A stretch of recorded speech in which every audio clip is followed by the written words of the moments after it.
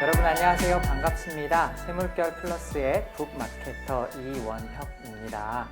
여러분 지금까지 잘 지내고 계시죠? 지난 3월 말에 있었던 대중강좌 이후에 또 이렇게 5월 중순에 오랜만에 여러분과 함께 대중강좌로 인사를 나누게 되었습니다. 여러분께 잠시 이 대중강좌와 관련해서 안내 말씀 드리자면요. 지금 코로나 시기이기 때문에 우리가 대면으로 강의를 진행할 수가 없어서 이렇게 온라인으로 진행하는 중에 있습니다. 여러분 지금 보고 계시는 채널 구독과 좋아요 부탁드리겠습니다. 그리고 이렇게 대중강좌가 이루어지는 동안에 우리가 사전에 이제 여러분께 신청을 받았었죠. 신청해 주신 분들은 지금 댓글로 출석 체크를 부탁드리겠습니다. 저희가 이 시간 마지막에 추첨을 통해서 세 분께 출석을 해주신 세 분께 저자의 사인이 담긴 책을 또 선물로 드리니까요. 여러분 잊지 마시고 지금 또 출석 체크해 주시기 바라겠습니다. 네, 그럼 잠깐 이 시간에 대해서 여러분께 소개를 드릴게요. 여러분 시편 관심 많으시죠? 오늘 시편과 관련된 주제로 이야기를 이어나가고자 합니다. 물론 우리가 찬양을 통해서도 시편의 가사, 우리 복음성가 안에서도 시편의 가사 굉장히 많이 익숙해지신 줄로 아는데 그럼에도 불구하고 그 시편의 깊이 있는 의미와 그 뜻을 우리가 얼마나 잘 알고 있는지 한 번쯤 생각해 볼 만할 것 같습니다. 네, 칼빈 같은 경우는 시편을 가리켜서 영혼의 해부학이다. 이렇게 이야기를 하기도 하고, 그리고 마틴 루터 같은 경우는 이 시편을 모든 것이 이 성경의 전체가 또 아름답게 집약된 그러한 축약본이다 이렇게도 묘사를 했던 걸로 제가 기억을 하는데요. 이 시간 아마 신학을 전공하신 분들뿐만 아니라 신학을 전공하지 않으신 일반 성도분들도 굉장히 흥미롭게 들을 수 있는 시간이다라는 생각이 듭니다. 그래서 오늘은 시인의 영성의 저자이신 우리 차준희 교수님을 모시고 우리가 함께 이 시간을 갖게 되었는데요. 제가 잠시 저자를 소개해 드리도록 하겠습니다. 간단한 양력을 말씀드리면 서울신학대학교 그리고 연세대학교 대학원 독일 본 대학교를 졸업하셨고 또 현재 한세대학교 구약학 정교수 및 한국구약학연구소 소장으로 봉직하고 계시고 한국구약학회 회장과 또 남현교회 담임목사를 역임하셨습니다. 그리고 차준희 교수님께서는 또 많은 책들도 번역하기도 하시고 또 직접 쓰시기도 하셨는데요. 이제 저희 출판사에 있는 그 앞서 이제 12예언자의 영성이라는 책도 이미 출간하셨었고 이번에 이렇게 시인의 영성으로 저희와 함께 교제를 나누게 되었죠. 이제 그럼 교수님하고 잠깐 인사를 나누도록 하겠습니다. 교수님 안녕하세요. 네, 안녕하세요. 와주셔서 감사합니다. 네. 네, 뭐 잠깐 이제 브레이크 타임으로 네. 제가 좀 개인적으로 궁금했던 거 몇 가지 한번 여쭤보고 싶은데요. 제가 이제 부교육자 시절 때 저는 그 12예언자의 영성을 굉장히 또 재밌게 봤고 그리고 그 책을 통해서 또 제가 설교할 때 또 많이 인용하기도 했었어요. 근데 지금 이번에 나온 책도 보니까 제목이 시인의 영성이라고 되어 있는데 혹시 이 12예언자의 영성과 시인의 영성 어떤 연관성이 있는 것인지 그게 먼저 궁금했습니다. 네. 깊은 연관성이 있습니다. 그 12예언자의 영성 책을 쓰고 우리 이원혁 목사님도 설교에 좀 활용해 주셨다 그랬는데 여러분들이 설교에 활용을 많이 하시더라고요. 그래서 제가 예언서를 전공했기 때문에 저는 예언자들의 영성을 전하는 게 제 사명 중에 하나인데 그 책을 써서 많은 분들이 소예언서로 설교하는 걸 보고 그러면은 그 시리즈에다가 이렇게 붙여가지고 계속 책을 좀 냈으면 좋겠다. 그렇게 해서 시인의 영성도 그 시리즈랑 이어서 그렇게 내기 위해서 영성이라는 제목을 넣은 거고요. 그리고 앞으로는 예레미야의 영성, 그리고 여러 가지 영성을 해가지고 책을 좀 낼 생각입니다. 네. 그럼 또 앞으로 또 기대되는 책들이 더 많아질 것 같은데요. 네. 지금 이번에 나온 책을 보면 시인의 영성 또 1이라고 숫자가 적혀 있습니다. 네. 책을 이미 보신 분들은 아시겠지만 지금 이 책은 시편 1편부터 50편까지 다루고 있는데 그럼 이제 앞으로 2권, 3권 이렇게 다 나오게 되는 걸까요? 예. 나올 네. 거고요. 이번 방학 동안에 좀 작업을 하면 네. 지금 샘물결 대표님하고는 12월 되기 전에 2권이 나오는 걸로 네. 50일에서 100권, 100편까지. 네. 그리고 내년에는 3권. 3권 나오는 걸로 그렇게 계획했습니다. 네, 알겠습니다. 그럼 또 한 가지 또 여쭤보고 싶은 것은 아무래도 또 이제 이 책의 내용이 제가 알기로는 또 주간지에 한번 연재된 적이 있는 걸로 알고 있는데 교수님 이제 지금까지 가르치신 제자들도 굉장히 많잖아요. 그럼 제자들하고 한번 이런 시편을 주제로 뭐 모임이나 아니면 튜터링이나 아니면 나눔 시간을 만약에 가지셨다면 또 기억에 남는 어떤 일화가 있다면 한 가지 정도 소개해 주시면 좋을 것 같습니다. 예, 예. 이 책은 제가 화면을 좀 띄울 수 있나요? 예. 책 앞에 보면 헌정사에 제가 인생을 한 바퀴 도는 시점에서 제가 며칠 전에 60이었거든요. 회갑이라서 회갑 기념으로 낸 책이고요. 예, 지난 27년간 제가 교수 생활을 했는데 7년간 수업을 들었던 학생들 억지로 들어오기도 하고 기꺼이 들어오기도 하고 흔쾌히 들어온 학생들이 있어요. 다 이게 기억이 납니다만 이 학생들에게 바칩니다 하면서 맨 밑에 한세대학교 신학대학원 한 원우가 2020년 2학기 강의 소감서로 써준 게 있는데요. 영화의 한 편의 상영 시간에 맞먹는 매 수업 시간 동안 시편 작품을 소개해 주시고 시편이라는 넓은 신앙의 박물관에서 친히 도슨트가 되어 길잡이를 해주신 시편 읽어주는 남자 차준희 교수님께 이 지면을 빌려 감사합니다. 이랬거든요. 이게 어디서 나온 거냐면 제가 1부터 50편까지 한 학기 동안 신대원에서 수업을 했어요. 네. 그래서 수업 시간에 제가 처음부터 끝까지 다 읽었습니다.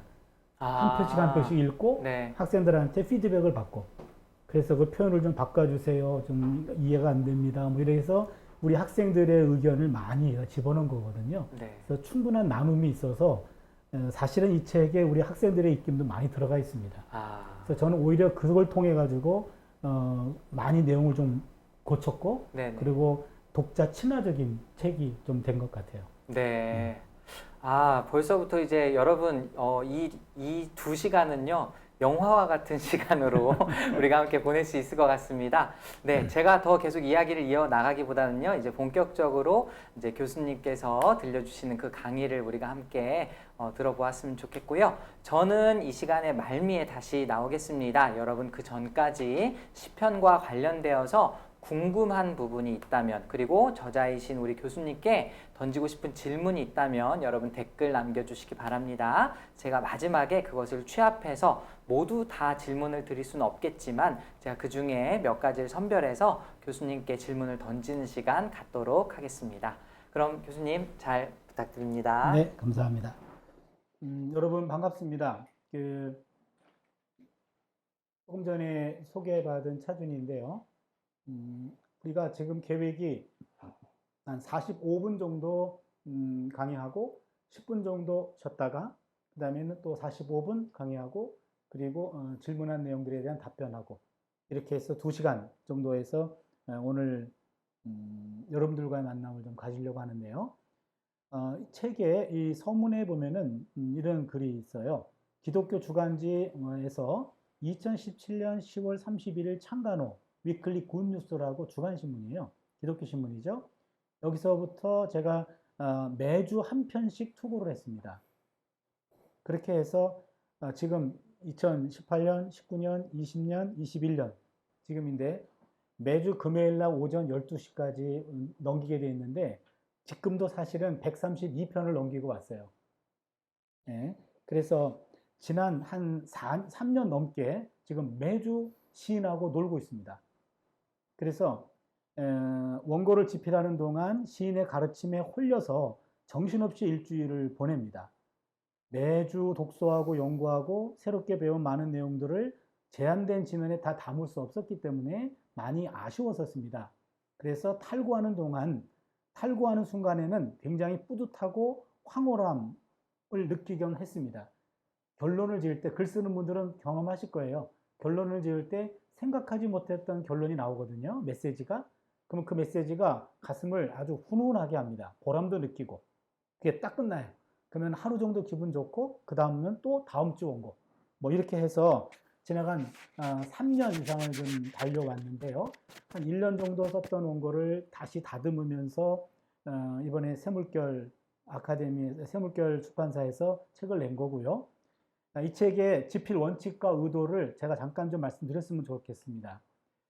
시편의 표제를 보면요. 여러분 시편 보시면 1편하고 2편은 표제가 없어요.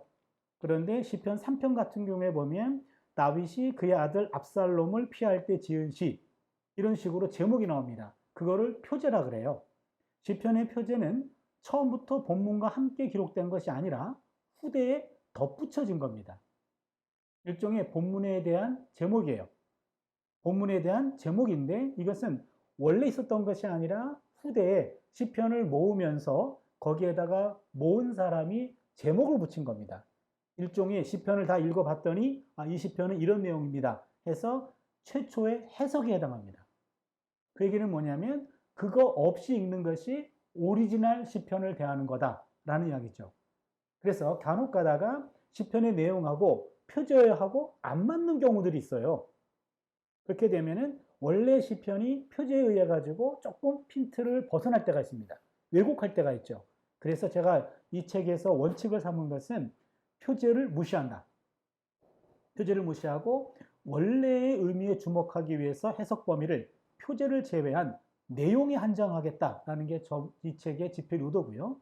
두 번째는 학술적 논쟁을 피하기 위해서 피하고 일반인의 시편 묵상과 설교자들의 시편 설교를 돕는 것이 이 책의 목적입니다.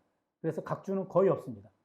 거의 없고, 그리고 이것이 집중적인 전문 연구서라기보다는 전문 연구가들이 했던 내용을 전문가가 충분히 읽고 그거를 소화해서 그리고 일반인들도 읽을 수 있게끔 풀어 써준 겁니다. 그래서 일일이 각주를 다는 것을 제가 포기했습니다. 주로 참조한 학자들, 여기 있는 분들은 이 분야에 있어서 가장 권위 있는 분들이고 그리고 좋은 책입니다. 여기에 들어가지 않은 책들은 제가 보기에는 별로 건질만한 책이 아니기 때문에 여기에 들어가지 않았습니다. 여기에 제가 언급한 것이 우리말 책, 번역 책, 독일어 책, 영어 책 이렇게 해서 대략 세보니까 21권 정도가 되는데 사실은 좀 더 많아요. 많은데 이 책들을 주로 참조했기 때문에 이분들이 각주로 달려야 되는데 각주 없이 그냥 했다. 그거를 좀 이해해 주시기를 바랍니다. 그러다 보니까 저는 엄청난 공부를 매주 하고 있습니다. 하나당 원서나 독일어로 10페이지에서 20페이지예요. 그러면 10페이지만 해도 일주일에 200페이지 이상씩을 읽어야 됩니다. 20몇 명의 주석가들을 읽고 정리하는 것이 저한테는 고된 일인데 그걸 지금 3년 이상을 하고 있는데요. 여러분들이 좀 격려해 주시고 기도해 줘야 이 작업이 중단되지 않고 지속될 것 같아요. 세 번째는요. 양식, 구조, 본문풀이, 메시지라고 하는 요 틀에 맞췄습니다. 각 시편마다 양식이 뭐고 두 번째는 어떤 구조를 가지고 있고 세 번째는 본문의 내용을 중요한 것들을 풀이했고 맨 마지막에 메시지를 넣습니다. 여러분이 시편을 공부할 때는요. 가장 중요한 것이 양식 규정입니다. 시편은 양식으로 규정해야 그 시편이 뭘 말하는지 그 의도를 제대로 찍을 수 있습니다. 그래서 이 책에서는 시편 양식표라고 해서 1편부터 50편까지 제가 양식표를 추가했습니다. 페이지 25쪽에 보면은 양식표라고 추가했고요. 여러분 양식들은 학자들마다 다 달라요. 서로 비슷한 것도 많이 있습니다만 어떤 양식은 완전히 학자들마다 규정이 다 다릅니다. 그러니까 여러분들은 시편 전문가가 아니고 시편 가지고 석사 논문, 박사 논문 쓸 사람이 아니라고 한다면 그냥 제 책에 나와 있는 양식표를 그냥 따라 하시면은 큰 잘못은 없습니다. 여러분 양식 분류하는데 목숨 걸 필요 없어요. 그거는 학자들끼리 싸우는 거고 여러분들은 그냥 차준희 교수 시편 시인의 영성을 보니까 이렇게 분류했더라. 문제가 있으면 그분한테 따지세요. 라고 저한테 넘기시고 여러분은 그 시편 내용에 주목하십시오. 양식표를 첨부했다는 것. 네 번째는요. 메시지는 시편 저자의 의도에 근거를 두고 도출했습니다. 하나의 시편에서 원래 one voice, single voice가 정해져 있는 것이 아니고 멀티 보이스가 담겨 있는 경우가 많습니다. 여러분 이거는 성서를 보는데 우리가 반드시 기억해야 돼요. 이 본문은 어떤 본문도 one voice가 아닙니다. 싱글 보이스가 아니에요. 멀티 보이스예요. 그렇기 때문에 설교자들마다 목회자들마다 주석가들마다 메시지가 조금씩 달라요. 그건 다른 거지 틀린 게 아닙니다. 그런데 간혹 그 본문에서 나올 수 없는 메시지를 얘기할 때가 있어요. 그건 잘못된 겁니다. 본문이 여러 개의 메시지를 여러 개의 목소리를 갖고 있어요. 그 목소리 중에 하나를 집어내는 건데 학자들은 그거 가지고도 논쟁합니다. 이 본문에서 A, B, C, D라고 하는 목소리가 있는데 A도 가능하고 B도 가능하고 C도 가능하고 D도 가능하다. 그런데 여기서는 C가 더 정확하다. 이런 식으로 학자들은 싸웁니다. 여러분은 싸울 필요 없어요. 여러분은 A, B, C, D라는 학자가 4명이 싸우면 이번 주는 A 학자 거 가지고 설교하세요. 다음 주는 B 가지고 설교하세요. 다음 주는 C 가지고 설교하시고 다음 주는 D 가지고 설교하세요. 이게 설교자들의 특권입니다. 미국의 유명한 설교학자 그런 얘기 했어요. 설교자들은 선택의 은총을 지닌 사람들이다. 학자들끼리 본문 가지고 논쟁할 때 설교자들은 그 중에 하나를 찝어가지고 청중에 맞게끔 적용해서 선포하면 된다. 그래서 저 강조하고 싶은 것은 싱글 보이스가 아니라 멀티 보이스인데 이 책에서는 이 본문의 가장 적절한 의도를 찾아내려고 노력했다. 그래서 모든 주석 과정은 메시지를 향하고 있다. 그 본문이 뭘 얘기하고 있는가? 그것이 시인의 영성을 드러낸다. 여러분이 영어로 된 주석서나 우리말 주석서를 보시면 아시겠습니다만 많은 주석사들이 맨 마지막에 메시지에 대해서 소홀해요. 그냥 주석만 쭉 해놓습니다. 그리고 이거를 갈무리하지 않아요. 저는 그게 너무 아쉽습니다. 그걸 전체로 다 연구했으면 거기서 하나님의 메시지가 나와야 돼요. 신학적 메시지. 우리 그걸 찾으려고 공부하는 건데 그게 없어요. 많은 주석들이 그렇습니다. 그래서 제 책은 항상 메시지로 끝납니다. 그래서 시인의 영성이라고 이름을 지은 것은 그 의도도 있고 그래서 각 시편마다 하나의 메시지를 전달하고 있다. 이 책은요. 늘 분주한 설교자들이 짧은 시간에 시편 내용과 메시지를 파악하는 데 도움을 주는 참고 자료가 되었으면 좋겠습니다. 목사님들이 매주 한 편의 설교를 한 편의 시편을 설교하기 위해서 원서까지 포함해가지고 20몇 권을 200페이지, 400페이지를 읽어야 된다면은 목회 못합니다. 목회자들은 책 보는 시간보다도 힘들어하는 성도들을 만나주고 이야기를 들어주고 기도해주는 그런 일이 더 긴박하죠. 그런데 어떻게 연구하나요? 그래서 그 연구는 신학자가 도와줘야 됩니다.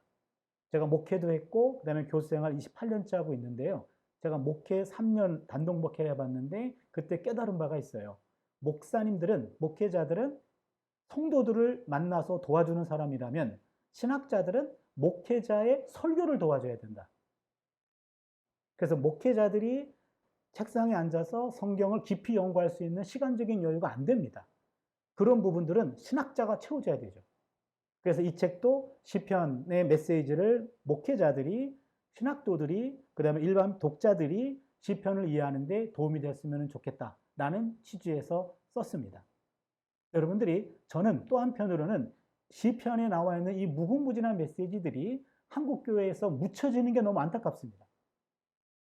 그런 면에서 저는 시인의 영성을, 이제 시인의 영성 책이 지금 홍보 중이기 때문에 제가 당분간 원래 구약 전도사인데 당분간 시인의 영성 전도사 하기로 했어요.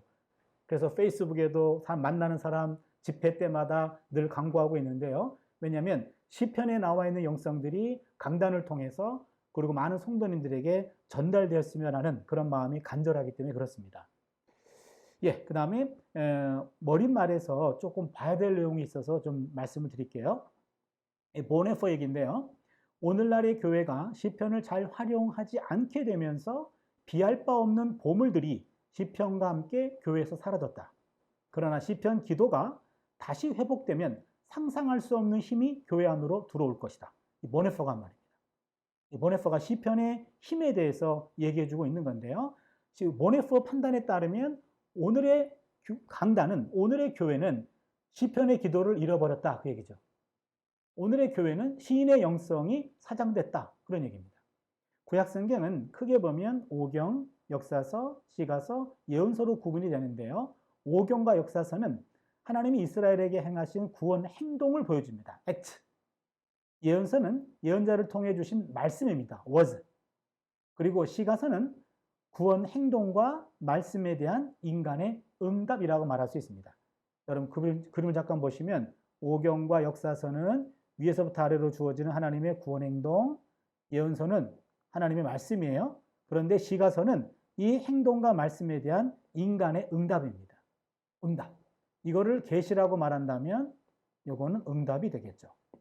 그래서 계시와 응답의 만남, 이것이 바로 시가서가 되는 겁니다. 그래서 시가서는요, 우리가 하나님의 구원 행동을 경험하고 하나님의 말씀을 접했을 때 어떤 반응을 보여야 되는가, 그걸 보여주는 게 바로 시가서고 가장 대표적인 게 시편입니다. 시편을 알아야 하나님 앞에 제대로 반응을 보일 수 있다는 말씀입니다. 그 다음에 재미있는 표현인데요.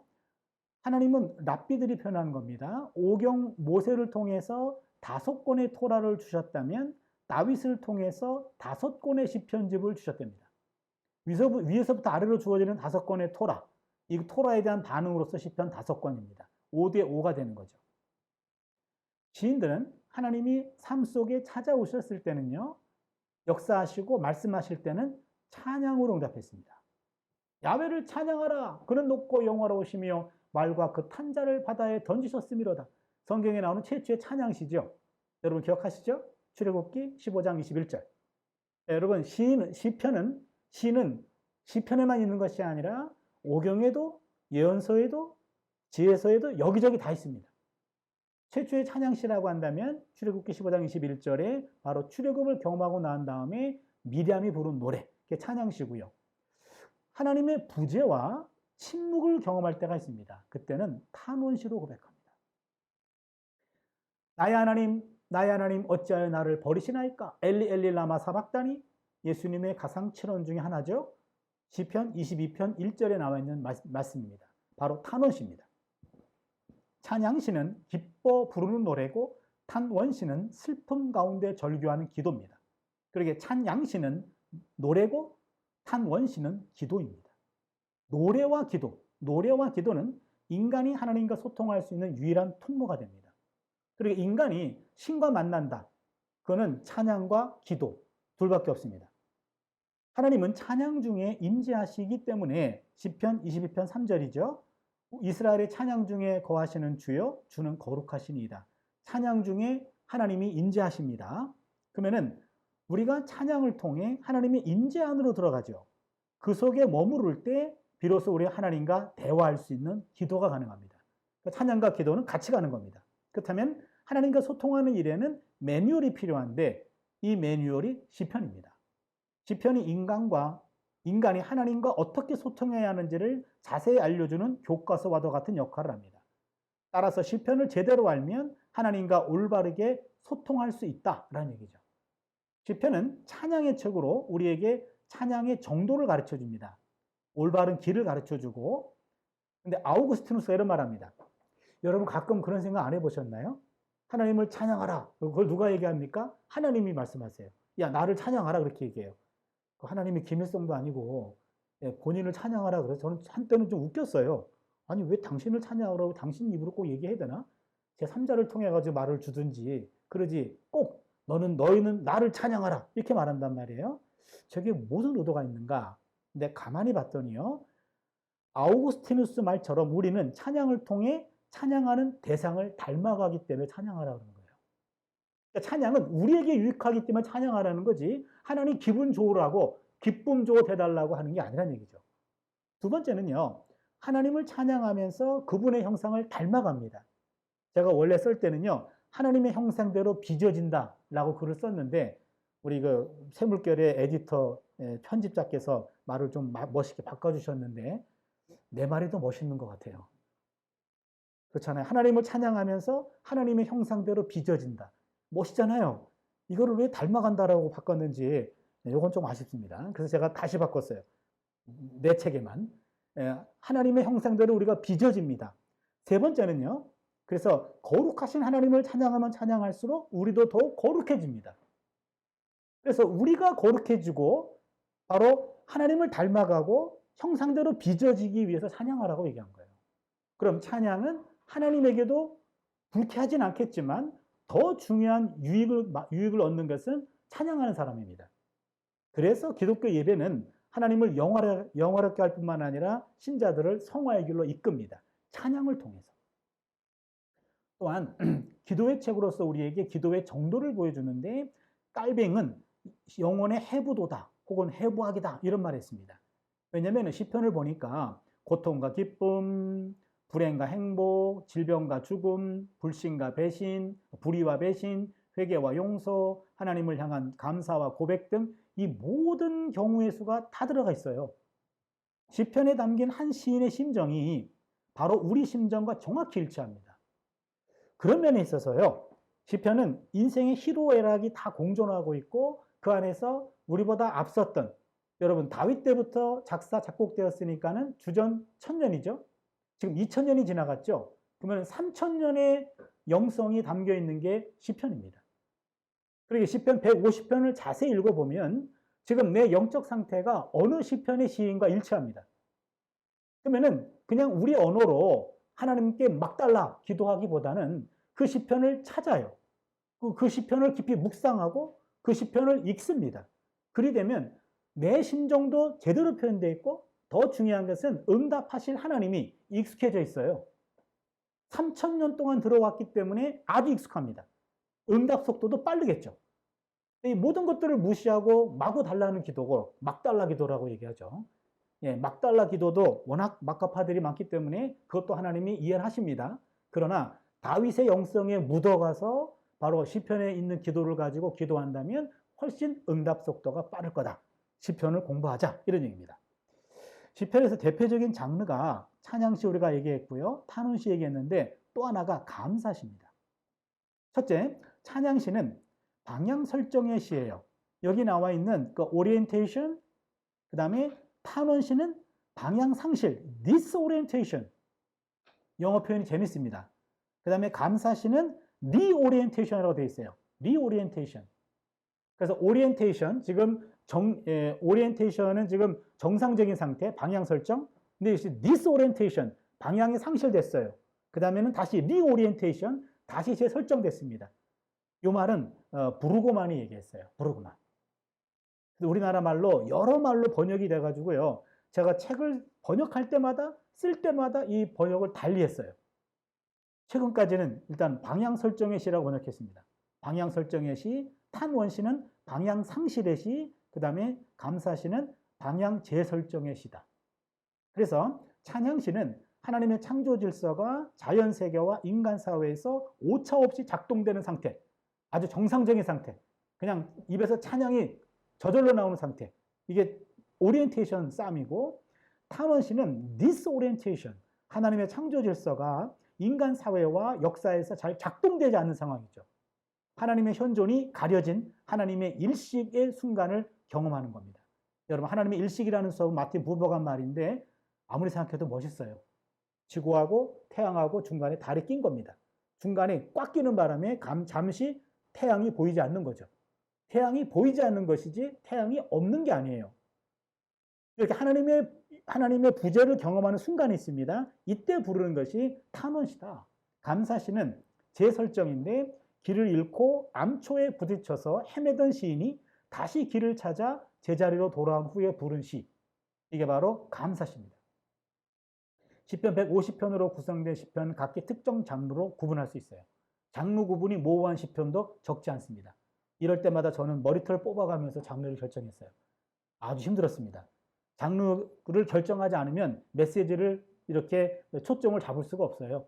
그래서 논란이 많아도 어느 경우에는 기도하고 찍은 것도 있어요.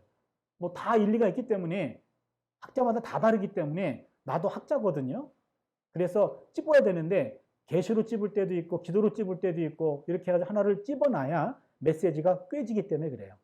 그래서 시편은 양식이 중요하다. 그걸 꼭 기억해 주시고, 우리가 오늘 제가 시간을 따져보니까는요, 지금 1편 할 거고요. 토라시기 아주 유명하기 때문에, 그 다음에 탄원시하고 찬양시는 해야 돼요. 138편. 이거는 필수적으로 할 거고요. 그 다음에 나중에 시간이 되면 요 신례시하고 지금 요 감사시, 지금 요 지혜시 3편, 탄원시 8편, 찬양시 30편, 개인 감사시는 꼭 해야 될 것 같아요. 기본 양식이니까. 그리고 시간이 되면은 23편 유명한 거니까 신뢰식. 여러분이 수업 태도가 너무 좋아가지고 진도가 빨리 나가면 15장도 하고 싶고요. 아마 그럴 일은 전혀 없을 것 같은데요. 지금 23편까지만 가도 우리 오늘 복 받은 날이 될 겁니다. 예, 이제 한 20분 남았는데요. 지혜시를 한번 해결해 볼게요. 보겠습니다. 1편 나무 인생과 겨 인생. 여러분이 제가 이 책을 쓸 때는요, 그런 생각했어요. 만약에 묵상하시는 분들은 하루에 한 편씩 묵상하세요. 한 편씩. 그리고 설교자들은 매일매일 새벽 기도가 궁하신 분들, 1년 365일 설교해야 되는데 150편이니까 이거를 그냥 차근차근 저같이 읽지 말고 천천히 읽으면 20분 설교 됩니다. 20분 설교. 그러면 새벽 기도는 20분이면 충분해요. 성도들 20분 이상 설교 들으면 거의 다 기절합니다. 새벽에는요. 20분만 하시고 주일 설교를 하시는 분들은 한 30분 정도 한다고 생각하면 여기다가 좀 더 천천히 읽고 여기다가 예화를 집어넣고 적용하면 30분 충분히 때울 수 있습니다. 그렇게 되면 이 책 가지고 1년을 때울 수 있죠. 그리고 3권이면 3년을 버틸 수 있습니다. 그래서 지금 당장 제 제자 목사들이 이 책 가지고 설교 시작했는데요. 스케줄을 짜면서 저한테 확신 물어보더라고요. 2권은 언제 나옵니까? 라고 물어보더라고요. 그래서 12월쯤에 나올 계획이다. 그걸 염두에 두고 설교 플랜을 짜라 그랬습니다. 여러분들도 설교에 많이 인용해 주면 좋을 것 같아요. 그리고요, 한 번만 하지 마시고 몇 년 있다가 다시 한 번 하세요. 왜냐하면 이 책을 쓴 저도 이 내용을 기억 못해요. 나도 기억 못하는데 한 번 설교했다가 기억날 리가 없습니다. 그래서 여러 번 반복적으로 하면서 시인의 영성 안에 젖어 들어가는 것도 필요할 것 같습니다. 1편 나무 인생과 겨 인생. 무릇 의인의 길은 야훼께서 인정하시나. 1편은요. 시편 전체를 시작하는 시로서 서시라고 말합니다. 여러분 시편은 150편인데 3편부터 표제가 있어요. 1편과 2편은 표제가 없습니다. 그러면은 뭘 우리가 여기서 알 수 있냐면 150편을 다 모을 때 시편 최종 편집자가 1, 2편을 맨 앞에다가 위치시킨 겁니다. 그러면 시편 1, 2편은 시편 148편 전체를 이해하는데 하나의 서시가 되는 거죠. 그래서 맨 앞에 나와 있다. 그리고 나머지 시편을 어떻게 읽어야 되는지를 방향을 알려주는 길라잡이 역할을 한다. 그리고 시편 1편은 지혜시라고 제가 규정을 했어요. 원래 토라시라고도 말합니다.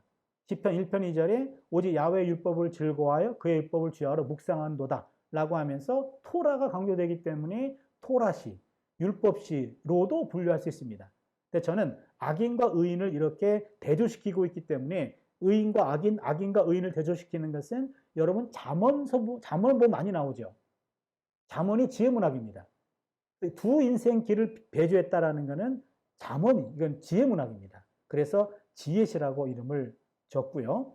지혜시는 성전 예배가 아니라 가정과 학교의 교육 현장을 배경으로 전하고 있습니다. 그래서 의인의 길과 악인의 길을 향하는 인생의 갈림길을 가정교육과 학교교육의 장으로 안내하고 있습니다. 1편에 따르면 모든 사람 앞에는 의인의 길과 악인의 길이 놓여 있습니다. 그 다음에 구조는요. 1, 3, 4, 5, 6 이렇게 놓고 의인의 삶과 운명, 악인들의 삶과 운명, 의인은 단수고 악인들은 복수로 나와 있는 게 재밌습니다. 6절은 하나님의 섭리죠. 눈치를 챘겠죠? 의인은 소수고 악인은 다수입니다. 네, 내용을 보시면요. 의인의 삶과 운명. 시간이 되면은 같이 좀 이렇게 이걸 읊었으면 좋겠는데 시간 다 생략하고요. 1절에 복 있는 사람이란 말은 아시레 하이시라는 말인데 복이라는 말은 요 아시레라는 말인데요. 정확히 표현하면 행복입니다. 행복하여라. 그러게 행복한 사람은 원래 그 뜻이에요. 이걸 행복 기원 공식이라고 말합니다. 아시레라는 말. 이 공식은 하나님께서 특정한 삶의 한 방식을 기뻐하시고 그것이 성공에 이르는 기름을 엄숙히 확증해 줍니다. 행복한 사람은 1절에 보면 온갖 악과 단절하고 올바른 길을 걸어가는 사람이다. 약속이고 두 번째는요. 주야로 묵상한다 그랬을 때 여러분 주야라는 말은 밤낮으로라는 시간적인 의미도 있지만 바로 형통할 때와 불통할 때라고 하는 질적인 의미도 있어요. 이걸 많이 놓칩니다. 주야라는 말은 시간적인 의미도 있지만 질적인 의미도 있다. 그래서 시간을 초월해서 항상, 환경을 초월해서 항상이란 뜻입니다. 그리고 묵상한다라는 말, 이 말도 꼭 기억해 주세요. 묵상이란 말은 히브리 말로 하가라는 말인데 이거는요, 여러분 말씀 묵상하면 어떻게 하나요? 말씀 한 구절 읽고 눈 감고 깊이 읽다가 피곤하면 의식도 잃고, 그래서 몸 피곤할 때 말씀 묵상하면 졸려, 이런 얘기 많이 하시죠? 그 말씀 묵상을 잘못해서 그래요. 말씀 묵상하가라는 말은 작은 소리로 읊조리다, 소리내서 읽다, 계속해서 읽다, 연구하다, 공부하다 라는 말씀입니다. 그러니까 하나님 말씀 묵상한다는 말은 늘 가까이 하면서 공부하는 사람이 행복한 사람이다 이 말이에요. 토라를, 하나님 말씀을 공부하는 사람이 행복한 사람이다. 악과는 철저히 단절하고 하나님 말씀과 늘 소통하는 사람은 시냇가의 심긴 나무가 되는데, 이것도요 우리말 개역개정은 심은이라고 되어 있는데 정확히 표현하면 샤톨이라는 말은요 수동분사입니다. 심겨진이에요. 심겨진. 경건한 유대인들이 하나님이 일하심을 표현할 때 하나님을 직접 언급하지 않고 우회적으로 조심스럽게 묘사할 때 쓰는 말이 그렇게 되었다라는 말이에요. 그거를 우리는 신적 수동태라고 표현합니다. Divine Passive. 이 말도 잘 기억해 주세요. 신적 수동태. 그러니까 하나님이 수동태로 표현됩니다. 그러면 그렇게 되었다라는 말은 내가 한 것이 아니라 다른 사람이 한 거예요. 그 다른 분이 누굽니까? 하나님이에요.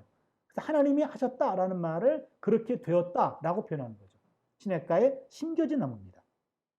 하나님께서 심으신 나무가 되고 이 나무 뿌리는 생명의 원천인 성장과 결실에 필요한 생명력을 무한히 공급받는 통로가 됩니다. 시절의 옷을 갈아입으면서 유익한 열매를 맺습니다. 그래서 나무는 굳굳하고 지속성, 번영, 풍성함, 유용함, 감싸줌, 생명, 존재를 연상케 합니다. 이게 의인의 삶이고 나무의 모습이에요. 여러분 밑에 보면 의인은 종려나무같이 번성하며 레바논의 백향목같이 성장하리로다. 의인은 나무로 비유됩니다. 이거 중요합니다. 구약성경에서 나무는 의인으로 표현됩니다. 그러니까 의인을 표현할 때 나무로 표현해요. 두 번째, 악인의 삶과 운명인데 악인들, 복수형이라 그랬죠. 의인의 삶과 정반대입니다. 이 사람들은 겨와 같아요. 흩날림, 무상, 멸망, 허무, 공허, 무용, 귀찮음, 죽음, 비존재를 뜻합니다. 그리고 이 악인들은 심판을 견디지 못하고 의인들의 모임에 들지 못한다. 그래서 이 악인들은 현실 세계에서 심판을 받아 의인들이 모이는 거룩한 모임에 참여할 수 없을 뿐더러 세상 끝에 오는 심판에도 서지 못합니다. 제가 두 가지를 얘기했어요. 악인들의 심판은 현세적인 심판과 종말론적인 심판도 있다는 얘기입니다. 그래서 이들은 부평초같이 떠다닌다. 하나님의 섭리입니다. 무릇이라고 하는 말은요, 여러분 우리말 성경에 무릇이란 말이 나오면 이거는 히브리 말로 키예요. 키란 말은 왜냐하면 그런 뜻입니다. 왜냐하면 의인과 악인의 길에 대한 하나님의 섭리에 근거합니다. 의인의 길은 하나님이 적극적으로 수용하고 책임을 져주지만 악인의 길은 하나님이 어떤 개입도 받지 않은 채 저절로 멸망하게 된다. 하나님이 이 세상을 주관하는 법칙입니다. 그래서 의인은 흥하고 악인은 망하게 돼 있다. 근데 우리 눈으로는요, 안 그럴 때가 더 많아 보여요. 그렇죠? 그러나 그것은 아직 끝까지 가보지 않은 겁니다. 지인은 어느 시점에서 현실 속에서도 분명히 악인은 심판받게 돼 있다. 그러나 현실 속에서 그것이 더디온다 할지라도 종말의 때는 반드시 이루어질 것이다. 라는 것을 말해주고 있습니다. 메시지는요, 의인은 단수로, 악인은 복수로 표기되는데 의인의 길을 걸어가는 사람은 소수고 악인의 길을 걸어가는 사람은 다수이다. 그래서 소수 의인 대 다수 악인의 삶이 대조가 된다. 인생을 걷다 보면 자기만 뒤떨어진다는 느낌에 불안할 때가 있다. 하지만 그 길에 머물면 시냇가에 심겨 늘 수분을 공급받는 나무처럼 풍성한 열매를 맺을 수 있다. 하나님은 우리에게 선택의 자유를 허락하셨다. 소수가 선택하는 시냇가에 심긴 나무와 같은 견고한 인생을 살 것인지 아니면 다수와 함께 바람에 나는 겨와 같이 떠도는 인생을 살 것인가. 그러게 인생이 우리 앞에 두 개의 길이 있지만 하나님이 인도하시는 길은 한 길이죠. 굳이 말하지 않아도 원하시는 길이 어느 길인지 알겠죠. 좋은 말 할 때 잘 택해 이런 말입니다. 예, 그 다음에 3편의 탄원시를 좀 들어가려고 그러는데요. 예, 여러분 탄원시는요. 저거부터 하나 봐야 됩니다. 시편 3편은 개인 탄원시인데 지금 고통 속에서 괴로워와 부르짖으며 하나님께 도움을 구하는 건데요. 여러분 이거 잘 기억해 주세요. 오늘 잘 오셨는데 개인 탄원시 할 때 탄원은요. 5가지 요소가 있습니다. 5가지 요소. 그게 뭐냐면 하나님 첫 번째 하나님을 불러요. 부르고 하나님, 야훼여라고 하나님 부릅니다. 그 다음에 탄원합니다. 혹은 불평. 하고 세 번째는 간구합니다. 그리고 네 번째는 신뢰를 고백합니다. 그리고 5번째는 찬양을 맹세합니다. 이 5가지 요소를 잘 기억해 주세요. 부름, 그 다음에는 불평, 그 다음에는 간구, 신뢰를 고백, 찬양. 이 5가지가 순서도 중요합니다. 먼저 기억할 것은 시인들이 탄원 기도할 때 일단 하나님을 부르고 시작합니다. 우리가 지금 하나 기억할 것은 우리가 개인적으로 기도할 때 여러분 고통 중에 눈물 흘리면서 아파하면서 기도할 때 탄원 기도예요. 그게 탄원 기도할 때는요 먼저 하나님 부르는 게 중요합니다. 어떤 분은 하나님 안 부르고 본론으로 들어가요.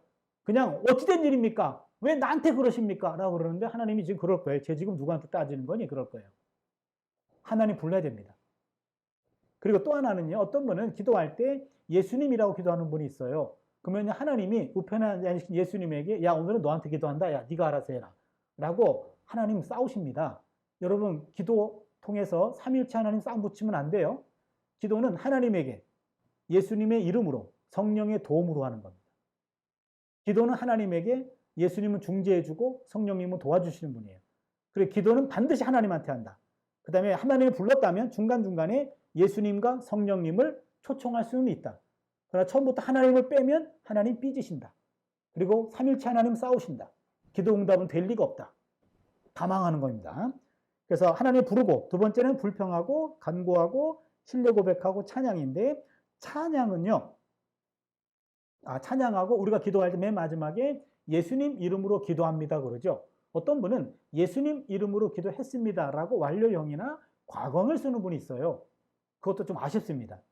왜냐하면 하나님이 기도를 들으시고 이거는 내가 언제 응답해야지 시간을 지금 수첩을 열어보고 계시는데 예수님 이름으로 기도합니다 라고 기도가 끝났어. 그러면 유효기간이 끝났어요. 그 순간으로.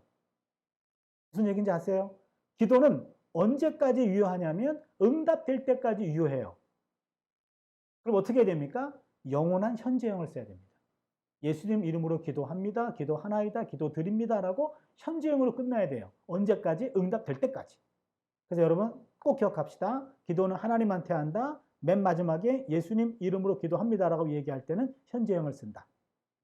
이건 간단히 얘기하면요. 하나님 불렀어요. 두 번째 나 죽을 것 같아요. 세 번째 살려주세요. 네 번째 그래 하실 거죠. 5번째 할렐루야 이런 겁니다. 요 순서로 하면은 기도의 고수입니다. 요 순서로 나와 있는 게 여러분 나중에 한번 보세요. 시편 13편입니다. 아주 정확하게 요 순서로 나옵니다. 시편 13편은 개인 탄원시의 교과서다. 그러면은 우리가 오늘 3편을 공부하는데요. 3편은 하나님 불러요. 야훼여 불렀어요. 탄원합니다. 나왔네요. 그 다음에 신뢰 확신이 먼저 나오고 간구가 뒤에 나와요. 그 다음에 찬양으로 끝납니다. 5가지가 다 나오긴 나왔어요. 근데 순서가 조금 뒤바뀌었을 뿐이죠. 그럼 볼게요. 하나님을 향한 부름과 탄원. 야훼여 나의 대적이 어찌 그리 많은지요. 일어나 나를 치는 자가 많으니이다. 많은 사람이 많다라는 말이 3번 나오고 있습니다. 그렇죠. 여기 많은지요. 많으니이다. 그 다음에 여기 많은 사람이. 그래서 많다라는 말이 지금 동일한 동사인데 3번이나 나오고 있어요. 시인이 처한 위험의 강도를 반복적으로 강조함으로 하나님의 개입을 재촉합니다. 그는 하나님께 구원을 얻지 못한다라는 말은 대적들의 조롱을 들으며 쫓기고 있습니다. 시인은 여러분이 제가 지금 표제에 따르면 다윗이에요. 그런데 제가 다윗이라는 표현을 하지 않고 그냥 시인이라고 하는 것은 표제어에 매이지 않겠다라는 말이에요. 그 의도를 이해해 주세요. 그래서 조금 공부 꽤나 하신 분들은 그냥 시편을 설교할 때 시인은 그렇게 얘기해요. 그리고 아주 그 무식하고 용감하신 분들은 그냥 다윗이 그럽니다. 그리고 다윗 하다 보니까는 어떤 시편은 여러분 150편 가운데 73개만 다윗의 시예요. 근데 다윗의 시가 아닌 것도 다윗의 시 이렇게 알아는 아주 무식한 설교자들이 있어요. 그러시면 아니 되옵니다. 저는 73편 가운데서 13편만 역사적인 다윗과 연결이 돼요. 왜냐하면 표제는 후대에 붙인 거기 때문에 후대 사람들이 상상력에 의해 가지고 다윗이 이랬을 것이다 라고 해가지고 해석한 거예요. 안 맞는 경우들이 더 많습니다. 그렇다면 아주 완전한 방법은 그냥 시인은 그렇게 하시는 게 더 편해요. 그러나 설교할 때는 이게 표제가 다윗이 붙어 있으니까 다윗을 끌어들여서 설교해도 좋습니다. 그러나 주석할 때는 일단 시인으로 중립적으로 표현하는 것이 더 전문적이고 그리고 더 합리적입니다. 그러면 여기 보시면 원수들이 조롱합니다. 원수들이 많고 조롱하는 시인이 홀로 있습니다. 아주 대조를 이루고 있는데 셀라가 나왔어요. 이것도 여러분 잘 걸렸네요. 셀라. 어떤 분들은 셀라를 읽는 분이 있어요. 읽으시면 아니 되옵니다. 여러분 셀라라는 말은 노래 부를 때 거기가 쉼표예요. 쉼표. 그럼 노래 부를 때 노래 악보에 쉼표가 적혀 있어요. 그러면 노래를 부르다가 쉼이라고 말하는 사람 없죠. 그럼 그 사람 그 성악가는 빵점이에요. 그냥 조용히 쉬면 돼요. 그러니까 셀라라는 말은 쉼이라는 표시이기 때문에 그 앞에서 읽을까 말까 고민하다가 안 읽으면 돼요.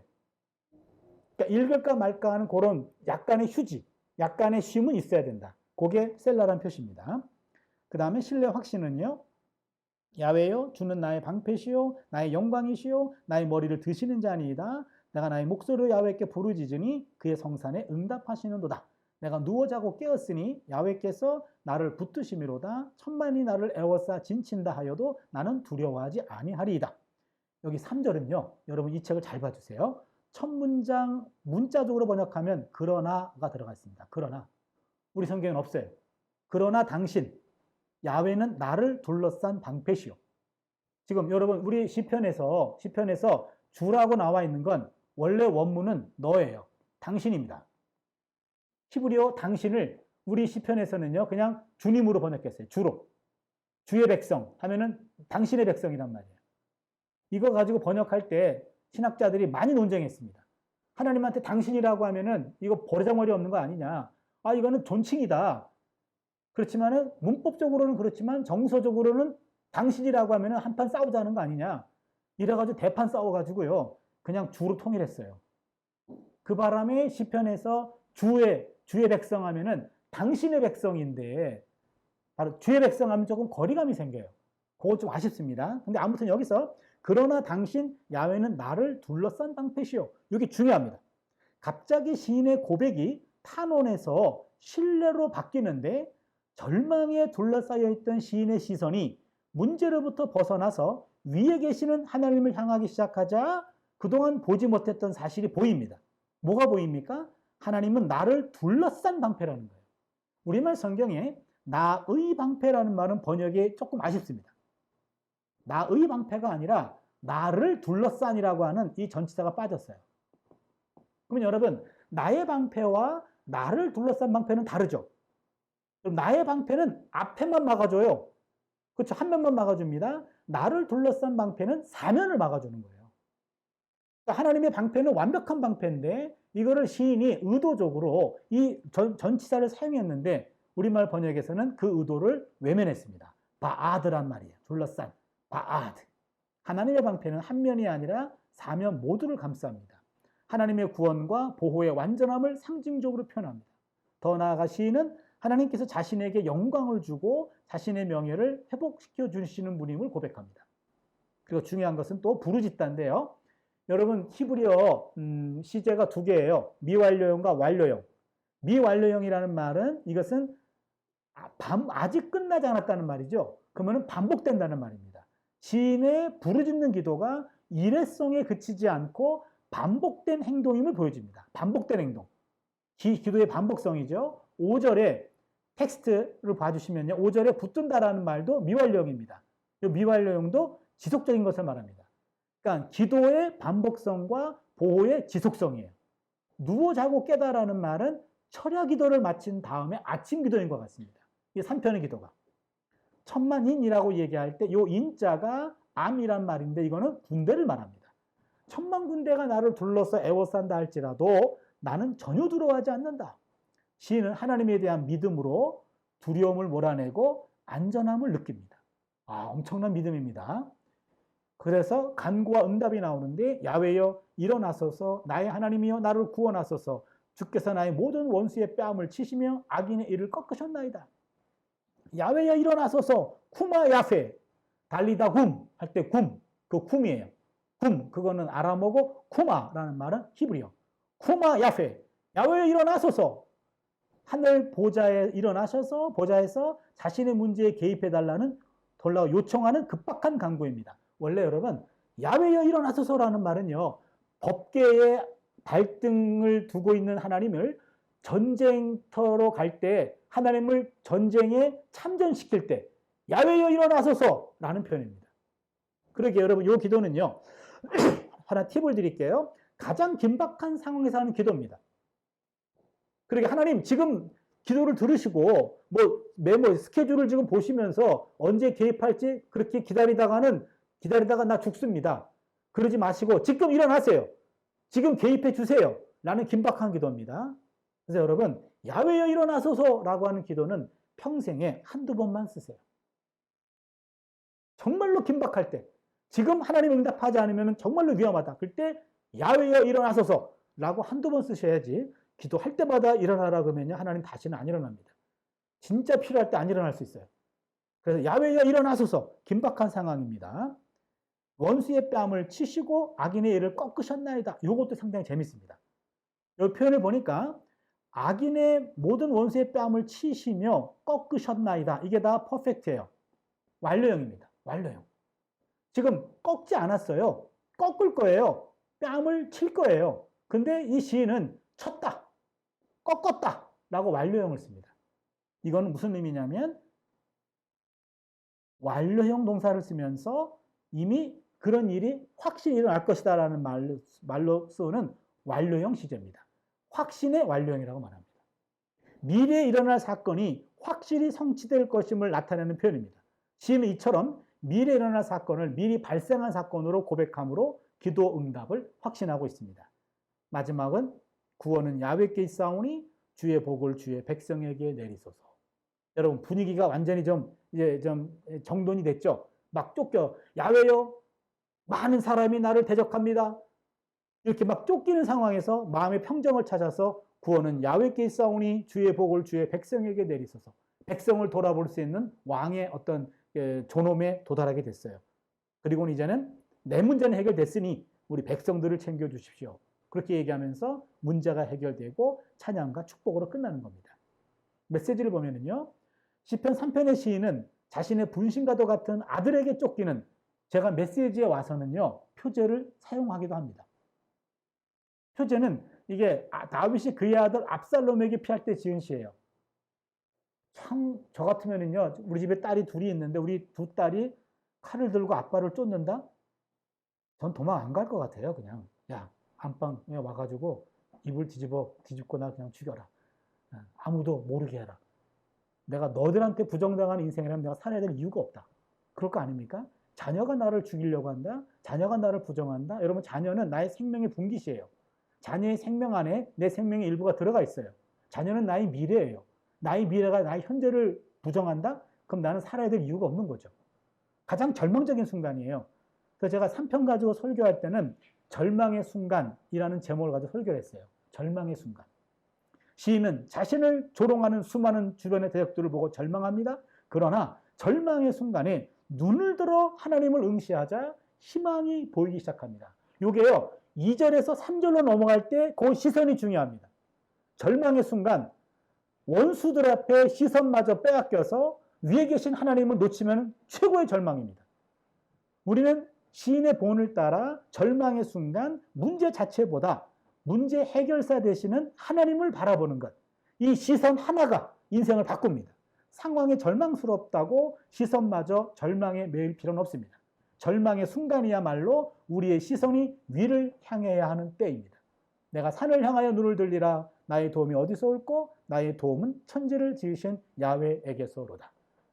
45분 강의 시간 딱 맞췄습니다. 10분 동안 쉬겠습니다. 여러분 3시 5분에 다음 강의 시작하겠습니다.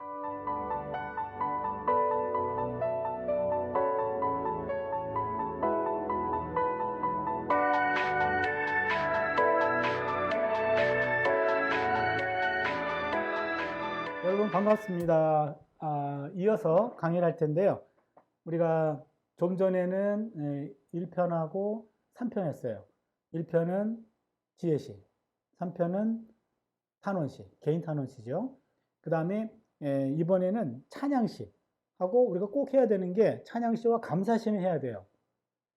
찬양, 감사, 그 다음에 시간이 지금 실내시까지 한번 가보려고 합니다. 23편. 요 3개를 45분간, 그럼 하나당 15분 정도가 드는 거죠. 한번 가보도록 해볼게요. 8편, 시인의 인간학입니다. 이게 상당히 제가 좋아하는 주제인데요. 인간학. 사람이 무엇이기에. 이겁니다. 8편은 찬양시예요. 하나님을 찬양하고 있는 즐거운 분위기 속에서 부르는 찬양의 노래입니다. 이게 양식이 정해지면 시편 전체를 그 한 편을 어떤 분위기로 읽어야 될지 정해지는 거예요. 그러니까 양식이 길잡이입니다. 양식을 다른 쪽으로도 잡을 수 있거든요. 그러면 그 양식대로 그 분위기로 가야 돼요. 그 분위기에서 또 메시지가 나가는 거고. 그러니까 여러분은 일단은 주석서들마다 양식 분류가 다르기 때문에 여러분은 이 시인의 영성이라는 책 가지고 그냥 저 의견을 하나 따라와도 또 다른 좋은 메시지도 있겠습니다만 틀린 메시지는 아니기 때문에 여러분이 믿고 따라와 주세요. 이 8편은 지금 찬양시 가운데 가장 먼저 나온 겁니다. 보시면 야훼 우리 주여 주의 이름이 온 땅에 어찌 그리 아름다운지요. 이렇게 시작하는데 여호와 우리 주여 주의 이름이 온 땅에 어찌 그리 아름다운지요. 그 노래거든요. 여기요. 보시면 시인은 눈을 들어 온 땅과 하늘을 바라봅니다. 그리고 하나님이 창조하신 이 세상이 얼마나 아름다운지를 고백합니다. 지금 이 시인의 기분, 정서를 이해하실 수 있죠? 가장 행복한 상태에 놓여 있습니다. 그러면서 1비절에 약자에 대한 하나님의 애정. 주의 영광이 하늘을 덮었나이다. 주의 대적으로 말미암아 어린아이들과 젖먹이들의 입으로 권능을 세우시며 이는 원수들과 보수자들을 잠잠하게 하려 하심이니이다. 여기요. 주의 영광이 할 때 이 주라고 하는 말, 이 말은 아돈이라는 히브리어인데 이 말은 왕을 가리키는 특별한 호칭입니다. 그러니까 하나님을 왕으로 인정하는 겁니다. 굉장히 중요합니다. 지금 하나님이 우리의 왕이심을 인정할 때 내가 누군지를 알게 된다는 말이에요. 시인은 야훼 하나님을 온 세상의 왕이라고 부릅니다. 야훼 우리 주여 우리 주는 20편의 핵심어가 되는데 주의 이름, 현존, 주의 영광이 온 땅에 가득하다. 주의 이름과 영광이 가득합니다. 2절에 보니까 이건 2절은요. 난해 구절입니다. 난해 구절. 생각해 보세요. 주의 대적들로 말미암아 어린아이들과 젖먹이들의 입으로 권능을 세운다.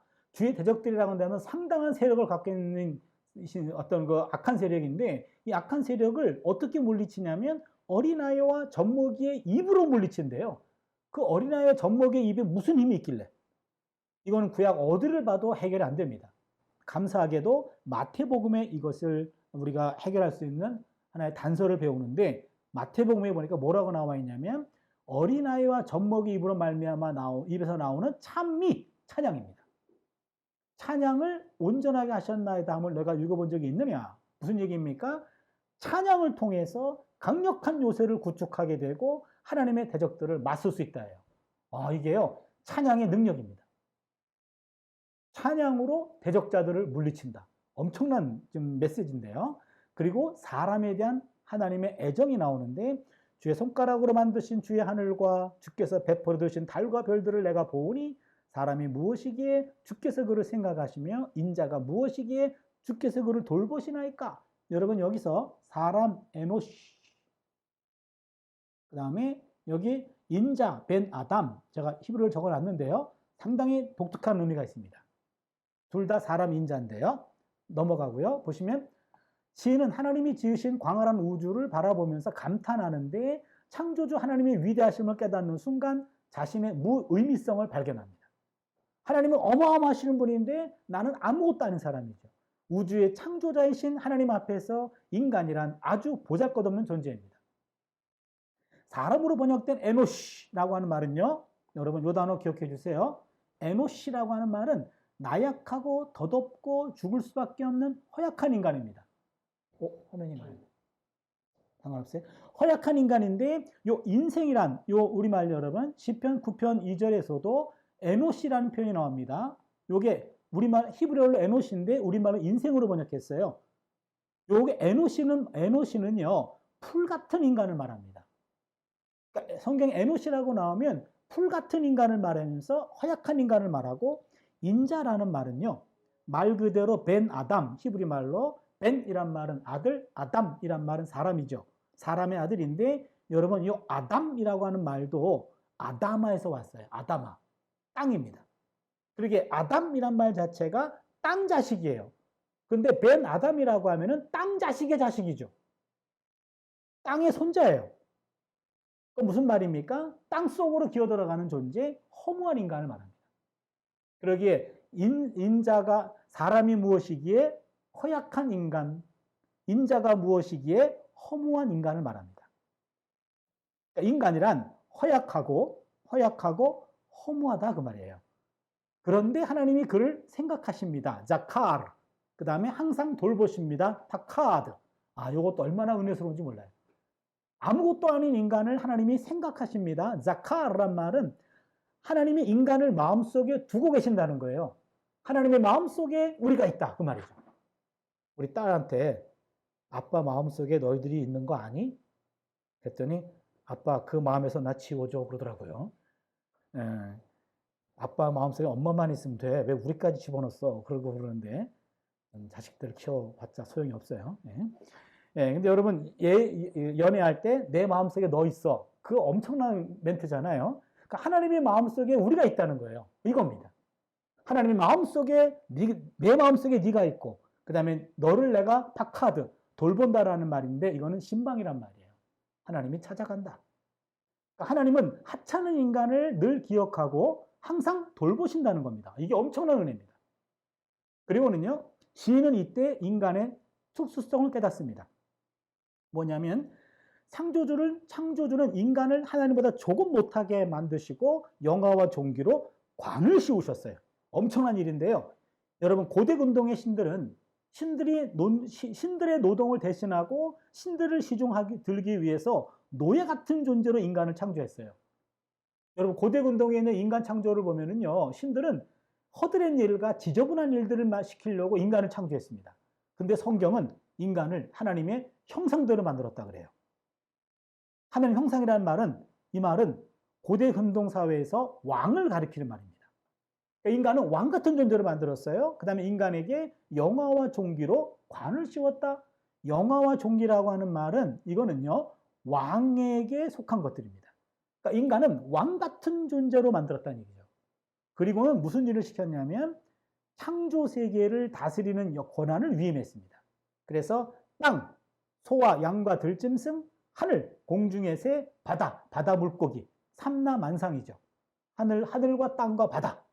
이 모든 피조물들을 하나님이 인간에게 맡겼다. 인간은 하나님의 대리자로서 하나님의 피조물들을 다스리는 역할을 합니다. 근데 여러분, 이 다스리다라고 하는 말은 하나님의 다스리심을 대신하는 거죠.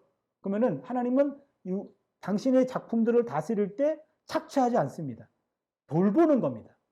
돌보는 거예요. 그러니까 하나님이 창조 세계를 인간에게 맡겨서 신의 돌봄을 인간이 신과 같이 돌봐라 이렇게 맡긴 겁니다. 결론적으로 야훼 우리 주여 주의 이름이 온 땅에 어찌 그리 아름다운지요. 9절은 이 시의 시작인 1A절과 동일한 찬양 억구로 끝납니다. 이게 재밌지 않습니까? 여호와 우리 주여 주의 이름이 온 땅에 그렇게 시작했는데 맨 마지막에도 여호와 우리 주여 주의 이름이 온 땅에 어찌 그리 아름다운지요. 여기 주여라고 하는 말 아까 얘기했죠. 아돈 왕이라고요. 다시 한번 하나님의 왕권, 하나님의 왕이심을 고백하고 있습니다. 무슨 얘기입니까? 시편 8편의 주제는 사람이 무엇이기에 가운데 나와 있는 인간학이에요. 인간학. 그런데 인간이 인간을 이해하기 위해서는 인간을 지으신 창조주인 하나님을 왕으로 인정해야 인간은 자신을 이해할 수 있다는 말입니다. 제가 이 부분을 좀 강조하고 싶은데요. 메시지를 보시면 인간은 하나님 앞에서 얼마나 자신이 무의미한 존재인지 깨달아야만 하나님과의 깊은 관계 속으로 들어갈 수 있다. 그곳에서 인간의 본질에 근접하는 순간에 바로 인간이란 어떤 존재인지를 깨닫게 된다. 인간은 하나님과의 관계 속에서 자신의 본질을 직면하게 된다. 인간은 하나님의 마음속에 담겨 있으며 그분의 지속적인 돌보심을 받는 존재다. 동시에 하나님의 마음을 가지고 그분이 만드신 자연을 돌보는 존재다. 이 땅에서 하나님 돌봄을 받고 그 과정에서 얻은 힘을 가지고 하나님의 작품인 자연을 돌보는 게 이게 인간의 사명이다. 이거를 제가 신학적 인간학이라고 적어놨습니다. 제가 우리 학교에서도요, 구약의 인간학이라는 과목을 강의한 적도 있습니다. 구약의 인간학. 그러니까 성경에서 말하는 인간학은 모든 인간은 하나님의 피조물이다. 또로 인간은 창조주인 하나님을 만날 때 내가 왜 만들어졌는지, 내가 뭘 위해 사는지 내 삶의 방향을 알 수 있다. 이게 성경이 말하는 인간학이죠. 그래서 구약학에서는 구약의 인간학은 그거 가지고 한 학기를 강의할 정도니까 얼마나 많은 내용이 나와 있겠나요? 근데 여러분 알고 보면 모든 학문은 인간학인 것 아십니까? 철학적 인간학, 생물학적 인간학, 교육학적 인간학, 인간학이 굉장히 많습니다. 어찌 보면 인간들이 하는 학문이란 인간이란 무엇인가? 인간은 뭘 해야 되는가? 그 인간학이죠. 제 아내가 그 교육 철학자인데요. 이 양반이 교육학적 인간학을 강의하고 있더라고요. 그래서 어느 날 집에 강의안을 가지고 왔어요. 강의 준비하려고 왔겠죠. 강의안을 이렇게 훔쳐봤더니 교육학적 인간학이에요. 제가 궁금했어요. 저는 구약의 인간학을 가르치는데 이분은 교육학적 인간학을 가르치더라고요. 그리고 신학대학에 있다 보니까 맨 앞에 보니까 구약의 인간학이란 그 파트가 있더라고요. 그 다음에 신약의 인간학이 있는데 아니 저는 구약의 인간학 가지고 한 학기를 강의하는데 이분은 구약의 인간학을 A4 용지 절반으로 정리했어요. 근데 전문가인 나한테 물어보지도 않았어. 구약의 인간학을 강의해 이 인간이. 그래가지고 제가 한번 훔쳐봤더니 그 A4 절반의 구약의 인간학 틀리진 않았더라고요. 제가 깨달은 바가 있어요. 모든 학문은 인간학이구나. 그거 끝났더니 소크라테스의 인간학, 플라톤의 인간학 이런 철학자들의 인간학이 쭉 나오는 거죠. 그리고 모든 사람들은 인간을 공부하는 겁니다. 신학은 인간학이라는 말도 있어요. 그러니까 내가 누군지를 알아야 어떻게 살아야 될지도 아는 거고 앞으로 미래가 그려지는 거죠. 그러면 성경에서는 말합니다. 인간은 창조주인 하나님을 인정하고 만날 때 나의 무의미성을 깨닫고 나의 무의미성을 깨닫는 순간 하나님의 마음속에 담겨있는 나를 깨닫게 되고 나를 찾아오신 하나님으로 말미암아 나를 발견하고 내 소명을 발견하게 된다. 그래서 시편 8편은 인간이란 무엇인가? 라는 인간학을 얘기하고 있습니다. 인간은 아무것도 아니고 그렇죠? 그렇지만 하나님의 형상대로 지음받은 신에 가까운 작품으로서 하나님 우리를 높여주셨다. 그걸 우리에게 맡겨주신 것은 다른 인간이 아니라 다른 피조물들을 우리가 다스리는 거다. 인간은 하나님이 또 다른 인간을 다스리라고 말씀하신 적이 없습니다. 그것도 중요합니다. 동료 인간을 다스린다라는 말은 성경이 말하는 인간학이 아닙니다. 절대로 그런 얘기 한 적 없어요. 성경에서는. 다른 피조물을 다스리라고 얘기했죠. 그러면 우리가 지금 찬양시를 했고요. 그 다음에 하나 남은 게 감사시입니다. 감사시는 시편 30편이 가장 좋은데요. 한번 시편 30편을 좀 보도록 할게요.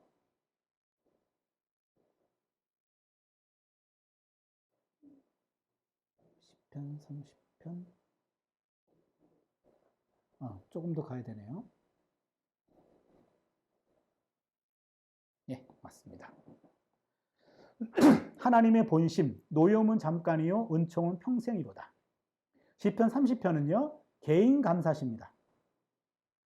죽음의 병으로부터 고침받은 자가 야훼 하나님께 드리는 감사의 노래입니다. 1, 5절은요. 찬양으로 시작했고 그 다음에 6, 7절은 과거의 행복과 갑작스러운 불행을 회고합니다. 8, 10절에서는 구원을 위한 기도가 나오고 맨 마지막에는 하나님의 응답과 시인의 맹세가 나옵니다. 먼저 찬양을 좀 볼게요. 야훼여 내가 주를 높일 것은 주께서 나를 끌어내사 내 원수로 하여금 나로 말미암아 기뻐하지 못하게 하심이니이다. 야훼 내 하나님이여 내가 주께 부르짖음에 나를 고치셨나이다. 야훼여 주께서 내 영혼을 수월에서 끌어내어 나를 살리사 무덤으로 내려가지 아니하게 하셨나이다. 주의 성도들아 야훼를 찬송하며 그의 거룩함을 기억하며 감사하라. 그의 노염은 잠깐이요 그의 은총은 평생이로다. 저녁에는 울음이 깃들지라도 아침에는 기쁨이 오리로다. 제가 아까 말씀 묵상할 때 소리내서 읽으라 그랬죠. 여러분 말씀 묵상할 때요. 카페든 어디든 어느 구석에 앉아서든 간에 소리내서 읽으세요. 조그만 목소리라도 읊조려야 됩니다. 소리내서 읽어야 삼중 독서가 됩니다. 눈으로 읽고 그 다음에는 입으로 읽고 귀로 읽습니다. 우리 몸에는 구멍이 9개 있는 거 아십니까? 눈 둘, 귀 둘, 콧구멍 둘, 입 하나, 7개. 요걸 양의 문이라 그래요. 그 다음에 몸 아래에 있는 음의 문이 있습니다. 항문이 있고 그리고 항문 앞에 있는 것도 문이 하나 있어요. 그 2개. 그 2개는 음의 문이고 나머지 7개는 양의 문이에요. 양의 문은 바깥의 것들을 안으로 끌어당기는 겁니다. 그러면 성경을 말씀을 눈으로 읽고 입으로 읽고 귀로 읽을 때 삼중 독서하면서 바깥에 있는 것들 안으로 들어와요. 눈으로 귀로 코로 입으로 들어오는 겁니다. 그래서 말씀을 내 몸 안에 쌓아두는 것이 삼중 독서가 돼요. 말씀을 소리내서 읽는 것을 원칙으로 하고 그렇게 읽어야 내 몸에 쌓이고 내 귀에 익숙하고 입에 익숙해집니다. 예, 지금 그러나 우리는 시간이 없어서 지금 저만 빨리 읽고 그냥 지나갔습니다. 1절을 보면은요. 야훼께서 자신에게 행하신 일을 기억하며 찬양한다. 1절에서 야훼는 죽음의 시면에 있던 시인을 운물에서 두레박으로 불을 퍼올리듯이 살리셨으며 그의 죽음을 당연히 반기던 대적들이 옳지 않음을 입증해 주셨다. 이 시인은요. 죽음에 이르는 불치병을 앓고 있었습니다. 2절에 보니까 나를 고치셨나이다 그랬죠. 여호와 라파 할 때도 라파입니다. 라파. 그런데 3절을 보니까 내 영혼을 스올에 끌어내요. 무덤으로 내려가지 않겠었나이다. 지금 무덤으로 내려가는 중병이었어요. 근데 하나님이 끌어올렸습니다. 이게 상당히 좀 재밌는 표현인데요. 지금 1절에 보니까 내가 주를 높일 것은 주께서 나를 끌어내사. 요 끌어내사가 운물에서 두레박으로 물을 퍼올리다예요. 요즘 20대 친구들은 두레박에서 운물 두레박 잘 모르더라고요. 참 세대 차이를 느끼겠는데요. 지금 죽은 사람이 자기서 무덤으로 내려가는데 하나님이 두레박으로 끌어올리듯이 나를 살려주었다 그 말이에요. 이게 그래서 내가 하나님을 찬양합니다. 그렇게 얘기하는데요. 그 다음 페이지 보시면 28입니다. 죽음에서 생명의 자리로 옮겨진 시인은 신앙 공동체의 성도들을 향해 야훼께 감사를 드리고 찬양을 올리라고 말하고 있습니다. 이게 재밌어요. 자기가 죽었다가 살아났는데 그렇게 되자 뭐라고 얘기하냐면 신앙 공동체에 와가지고 여러분 하나님을 찬양합시다 그렇게 얘기해요. 그러면은요 사이가 안 좋았던 사람은 뭐 지 죽었다가 살아났는데 왜 나보고 찬양하나 그럴 거 아닙니까? 그러나 건강한 공동체라고 한다면 찬양하죠 당연히. 왜 그렇습니까? 그 사람이 죽음으로부터 하나님이 살렸다고 한다면 그 공동체가 함께 공동으로 기도했어요. 근데 하나님이 응답하셨어요. 살려줬습니다. 그 얘기는 뭡니까? 그 사람만 살린 것이 아니라 그 공동체에 있는 그 누군가가 비슷한 질병으로 시달릴 때 기도하면 우리도 낫겠네라는 거예요. 그러니까 개인의 구원은 공동체의 구원에 대한 하나의 본보기적인 상황입니다. 그러기에 시인은 내가 죽음으로부터 하나님이 구원해 주었기 때문에 공동체에 가가지고 보여주면서 여러분 하나님을 찬양합시다. 그렇게 얘기합니다. 한 개인의 경험은 공동체 모두의 체험이기 때문에 그래요. 시인은 죽음의 문턱까지 가본 경험을 통해서 하나님의 본심을 깨닫습니다. 그분은 사람들이 당하는 고통의 시간을 되도록 짧게 제한하고 그들의 평생을 은혜로운 삶으로 채우십니다. 130편의 키 센텐스는요, 요 5절이에요. 그의 노여움은 잠깐이요, 그의 은총은 평생이로다. 이게 얼마나 은혜스러운지 몰라요.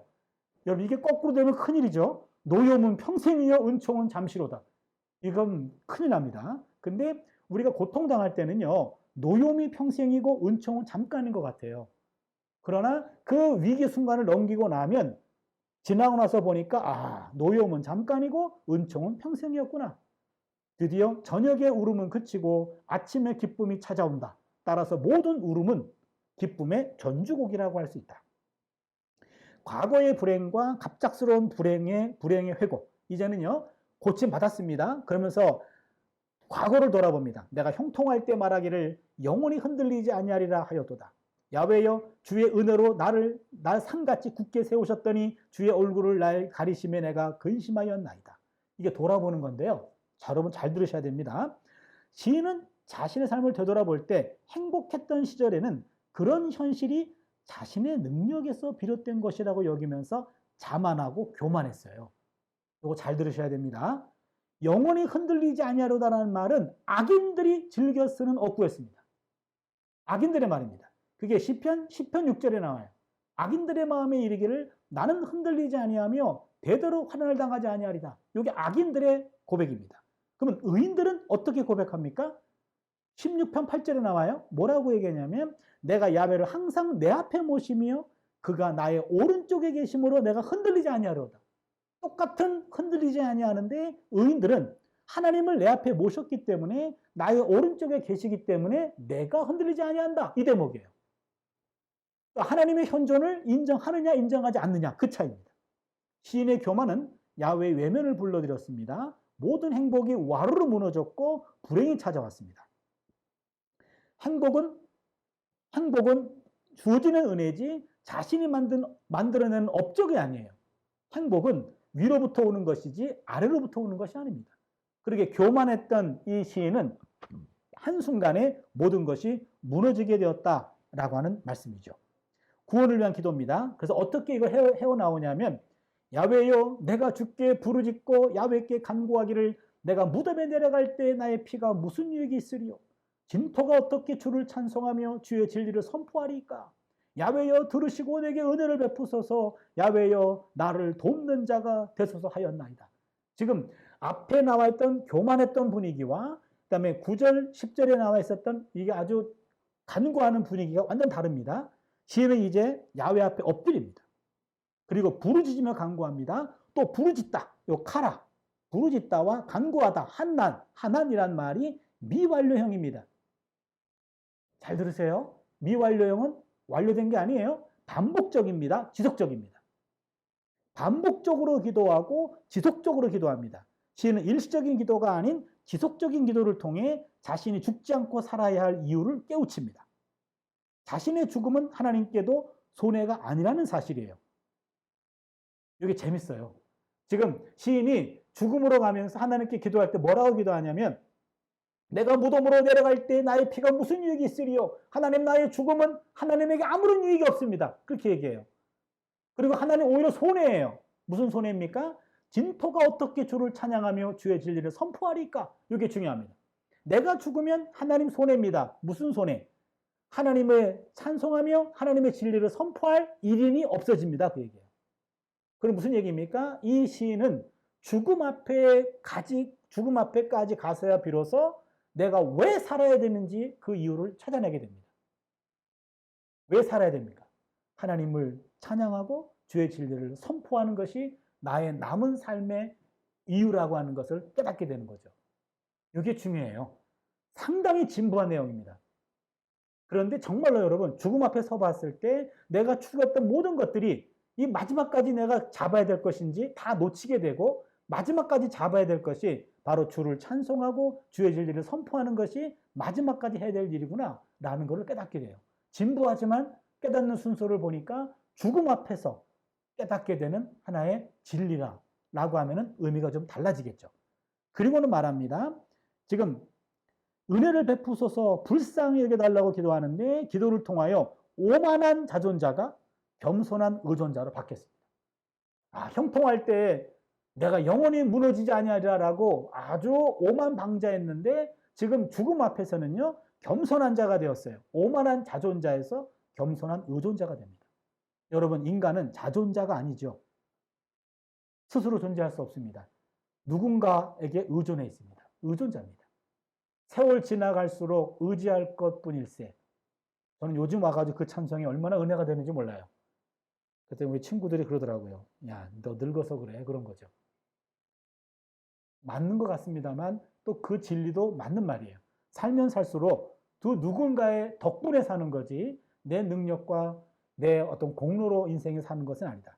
시인은 죽음의 병이라는 비싼 수업료를 치르고 나서야 비로소 하나님의 은혜와 도움만이 인생의 진정한 토대가 됨을 깨닫게 됩니다. 그리고 마지막에 주께서 나의 슬픔이 변하여 내게 춤이 되게 하시며 나의 베옷을 벗기고 기쁨으로 띄우셨나이다. 저는 요거 11절도 두 번째 제목으로 아주 좋습니다. 나의 슬픔이 변하여 내게 춤이 되게 하시며 나의 베옷을 벗기고 기쁨으로 띄우셨나이다. 멋있죠?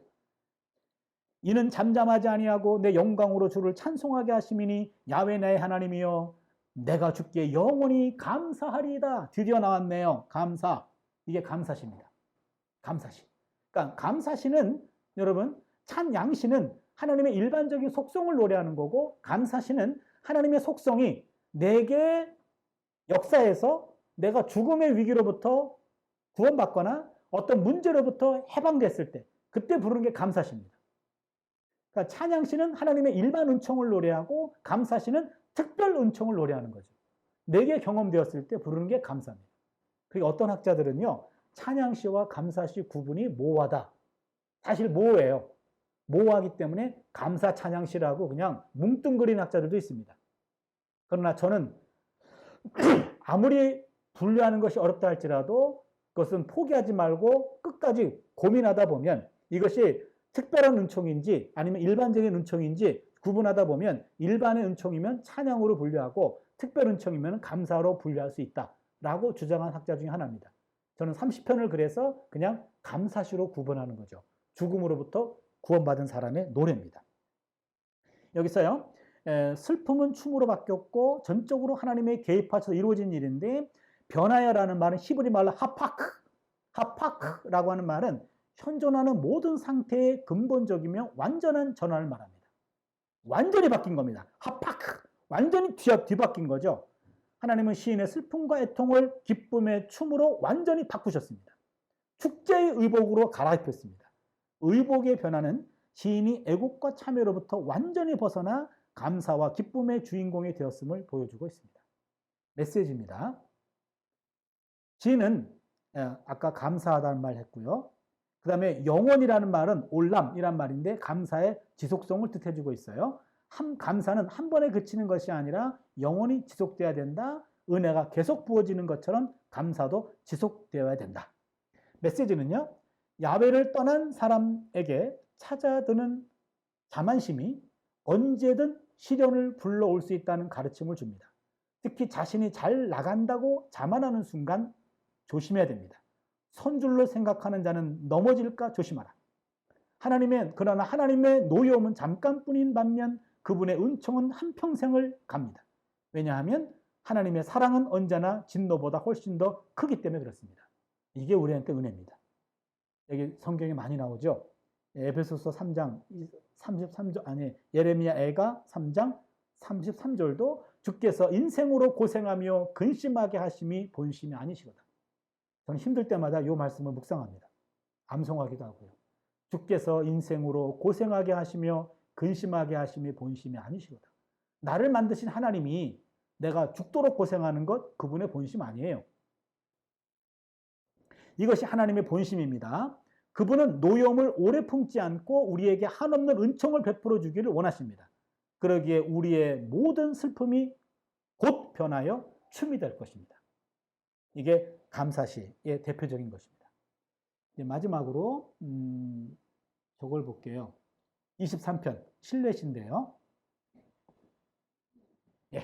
그 유명한 야훼는 나의 목자시니 이 내용인데요. 여러분 우리가 아까 그거 했었죠. 부름. 그 다음에 두 번째가 탄원 혹은 불평. 그 다음에 세 번째가 간구. 네 번째가 신뢰 고백. 다섯 번째가 찬양 할 때요. 잘 보세요, 여러분. 여기에서 이거는 아까 무슨 시라 그랬죠? 탄원시라 그랬죠? 탄원시는 문제 속에 있을 때 부른 노래입니다. 그런데 여기에서 요 신뢰 고백만 따로 떨어져 나온 게 신뢰시예요. 시편 23편. 그럼 무슨 얘기입니까? 신뢰시는 문제가 해결되고 난 다음에 부른 노래가 아닙니다. 문제가 해결되고 난 다음에 부르는 노래는 감사시예요. 신뢰시는 문제 속에 한복판에 있을 때, 앞이 보이지 않을 때, 절망적일 때, 그때 부르는 노래가 신뢰시입니다. 사망의 음침한 골짜기를 다닐지라도 해 받을 것을 두려워하지 않을 것은 주께서 나와 함께 하십니다. 나는 사망의 음침한 골짜기를 걸어갈 때 그때 부르는 노래가 신뢰시예요. 그래서 23편이 은혜가 되는 겁니다. 한번 볼게요. 23편은 신뢰시라고 말하는데요. 신뢰시인데 사망의 음침한 골짜기에서 부르는 노래입니다. 이거는요, 시편의 진주라고도 스폴전이 얘기했는데, 제가 여긴 적진 않았습니다만, 임마누엘 칸트라고 여러분 아시죠? 철학자. 임마누엘 칸트가 그런 얘기를 했어요. 이 글자가 참, 임마누엘 칸트, 독일의 철학자요. 내가 평생 수만 권의 책을 읽어봤지만, 시편 23편이 내게 준 위로보다 더 큰 위로를 주는 책은 없었다. 그렇게 얘기했어요. 그만큼 23편은 수많은 사람들에게 절망적인 상황에서 위로의 원천이 되었던 거 23편입니다. 여러분 다른 건 몰라도 23편은 암송하시는 분이 많아요. 하셔야 됩니다. 23편. 23편은 암송하셔서 그냥 읽기만 해도 은혜가 되는. 꼭 하나 아무리 시를 미워하고 시를 저주하고 시와 친하지 않아도 23편하고 가까워지는 게 여러분 신상이 좋습니다. 그럼 보세요. 9절은 1, 4절은 좋은 목자이신 야훼, 5, 6절은 자비로운 주인이신 야훼입니다. 좋은 목자, 야훼는 나의 목자시니 내게 부족함이 없으리로다. 그가 나를 푸른 풀밭에 누이시며 쉴만한 물가로 인도하시는도다. 저도 이거 외우는데요. 개역 개정으로 바뀌는 바람에 뒤죽박죽 돼가지고 지금 못 외우겠어요. 그놈의 개역 개정. 예, 좋은 책인데 내가 어떻게 외운 건데 이걸 다 뒤죽박죽 말아놔가지고 다시 외우자니 막 섞이고 이래가지고 잘 못 외웁니다. 여러분 보고 외우라 그랬는데 하여튼 둘 중에 하나 택해서 외워야지 헷갈리면 안 됩니다. 보세요. 시인은 야훼는 나의 목자라고 얘기하는데 시인은 자신을 양으로 야훼를 목자로 표현합니다. 목자는 양을 인도하고 보호하는 일을 합니다. 성경에서 목자 이미지는 대부분 집단적으로 나타나는데 개인적인 관계를 사용되는 경우는 거의 없습니다. 이처럼 나의 목자라는 말은 드문 표현입니다. 시인은 이를 통해 주님과의 친밀한 관계를 강조합니다. 여러분, 우리 목자라는 말이 보편적이고 일반적이고 내 목자라고 하는 말은 특수한 표현이에요. 부족함이 없다라는 말도 상당히 재미있는 표현인데요. 미완료형입니다. 이 말은 한 번 행위로 그치는 것이 아니라 지속성을 표현합니다. 그렇다면 그동안 부족함이 없었으며 과거에 대한 감사, 지금도 부족함이 없고 현재에 대한 만족, 앞으로도 부족함이 없을 것입니다. 미래에 대한 확신이에요. 이게 과거, 현재, 미래가 다 들어가 있는 겁니다. 그리고는요, 여러분 또 하나 여기 제가 적진 않았는데요. 부족함이 없다라고 얘기했을 때 부족하다는 말은 타동사예요. 그러니까 무엇이 부족하지 않다라고 말해야 돼요. 그런데 의도적으로 목적어를 생략했습니다. 요게 시의 특징입니다. 내게 부족함이 없으리로다 라고 하고 어느 특정한 항목, 내게 돈이 부족하지 않다 라고 한다면 돈만 부족하지 않고 건강이 부족할 수 있어요. 관계가 부족할 수 있어요. 그렇죠? 문제가 많습니다. 그래서 의도적으로 목적어를 생략함으로 내게 필요한 모든 것들을 포괄해주고 있는 겁니다. 이 돈 도둑놈아 이렇게 얘기하면 돈 도둑놈 이외에 다이아몬드 도둑이나 주식 도둑이나 수많은 도둑들은 아주 안전함을 느낍니다. 저런 돈 도둑 나쁜 놈이네. 그렇게 얘기하죠. 다이아몬드 도둑놈이. 뭘 하나 지목하는 순간 특정되는 순간 범위가 축소가 된단 말이에요. 그래서 목적어를 생략함으로 모든 걸 포괄하고 있다. 이 4절에서 1절의 신뢰 확신에 대한 상세한 이유를 제시하는데 하나님이 목자로서 자신을 인도해 주시고 보호해 주기 때문이다. 인도와 보호가 나옵니다. 푸른 풀밭으로 인도하고 실만한 물가로 인도하는데요. 나를이라고 하는 표현은 하나님과의 개인적이고 친밀한 관계를 다시금 강조하기 위해 쓰였습니다. 싱싱한 목초지와 신선한 물로 인도하시는 하나님의 모습은 양을 위한 목자의 특별한 보살핌을 나타냅니다. 시인은 영혼이 소생하게 되는데 영혼, 네페시란 말인데요. 네페시는 생명이 자리하는 곳에서 시인의 생명력이 북돋아진다라는 말입니다. 하나님은 우리의 사사로운 이익이 아닌 당신의 명예를 위해서 우리를 의의 길로 인도하십니다. 여기 길이란 말도 재밌어요. 길이란 말이 히브리 말로 마아갈인데 요거는요 수레바퀴 자국을 가리킵니다. 무슨 말입니까? 수레바퀴 자국은요 지금 사람이 걸어가는 인도가 아니라 산길이에요. 길이 없는 곳입니다. 길이 없는 곳에 지나가는 거예요. 그렇다면 이 길은 사람들이 들어가지 않은 좁은 길입니다. 하나님이 인도하시는 의의 길은 올바른 길이지만 다수가 피하는 외롭고 좁은 길입니다. 4절에서는 하나님의 보호하심을 노래하는데 사망의 음침한이라는 짤마베트 아주 유명한 단어인데요. 사망의 음침한 골짜기는 죽음의 위협이 도사리는 곳입니다. 사망의 그늘진 이렇게도 번역했어요. 짤마베트 여러 가지로 번역이 됐습니다. 우리말 성경에는요. 어둡고 죽음의 그늘진 혹은 죽음의 그늘, 사망의 그늘진 다 똑같은 히브리어예요. 근데 문맥에 따라 달리 번역됐습니다. 시인은 죽음의 위협 앞에서도 언제 닥칠지 모르는 재앙을 두려워하지 않습니다. 그 이유는 주께서 나와 함께 하시기 때문입니다. 이 말이요. 다른 말로 하면 임마누엘이죠. 임마누엘 신앙이 많은 사람들을 살립니다. 아무것도 아니고 상투적인 말인데 사망의 음침한 골짜기에 뚝 떨어져 혼자 있을 때 주께서 나와 함께 하십니다 라는 그것이 느껴질 때 그때는 살 수 있습니다. 그 임마누엘 신앙이죠. 이 구절은 이 시의 중심입니다. 하나님이 함께 하신다는 확신은 신뢰의 확고한 기초가 됩니다. 목자이신 하나님의 손에는 막대기와 쉐베트와 지팡이 뮤시 에네트가 있습니다. 이것도 여러분 중요합니다. 여러분 목자의 손에는 막대기와 지팡이가 있어요. 근데 여러분 막대기와 지팡이 용도가 달라요. 막대기는 야수나 도둑으로부터 양떼를 보호하기 위한 도구로서 끝에 금속이나 못이 박혀 있습니다. 그래서 여러분 막대기는요. 지금 짐승들이 찾아오면은 목자가 혹은 목동이 그 들짐승들 머리를 치는 거예요. 몸통을 치는 겁니다. 무기예요, 무기.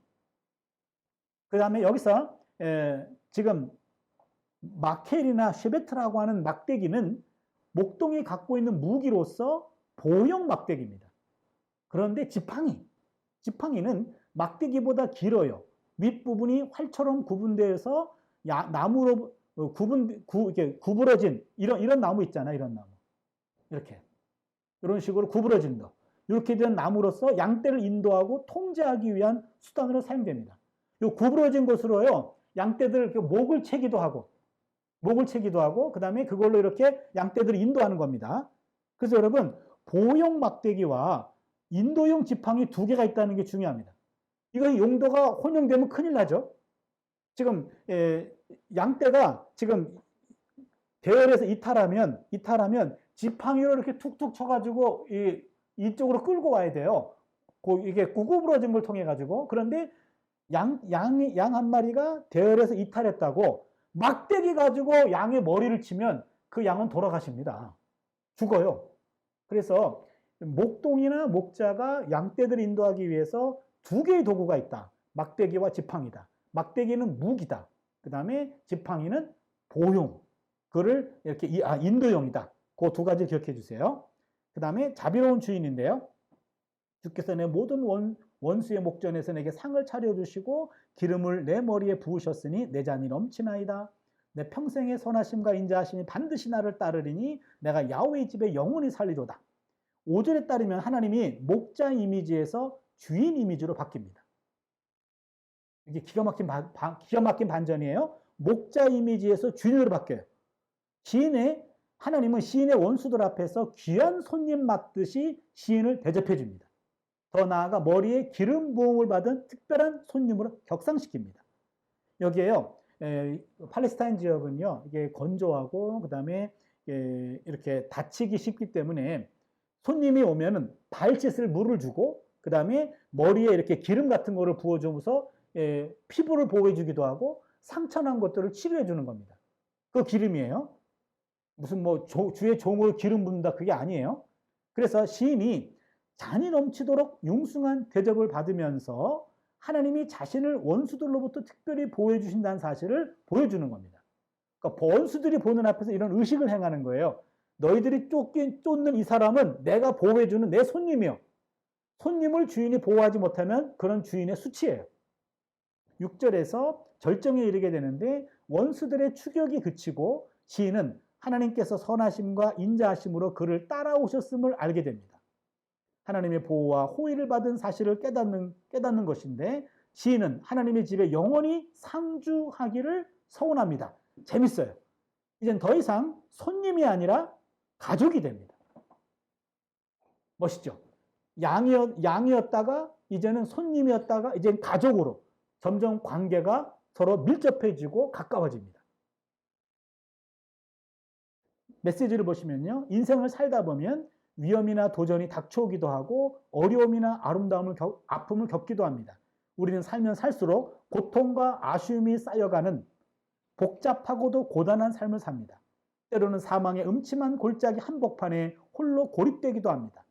하나님은 그럴 때마다 우리 인생의 외로운 나그네 길에 찾아오셔서 친히 목자가 되어주시고 부족한 우리를 환대해 주시고 따뜻한 가족으로 맞이해 주시는 분입니다. 주께서 나와 함께 하신다. 이런 믿음이 있기 때문에 퍽퍽한 인생이라 할지라도 살맛이 납니다. 우리의 삶에는 우리를 위해 목숨을 버리신 선한 목자고 목자장이고 큰 목자이신 예수 그리스도가 함께 하십니다. 제가 이 대목에 오면은 꼭 좀 함께 좀 나누고 싶은 말이 있는데요. 그 목자와 양의 이미지요.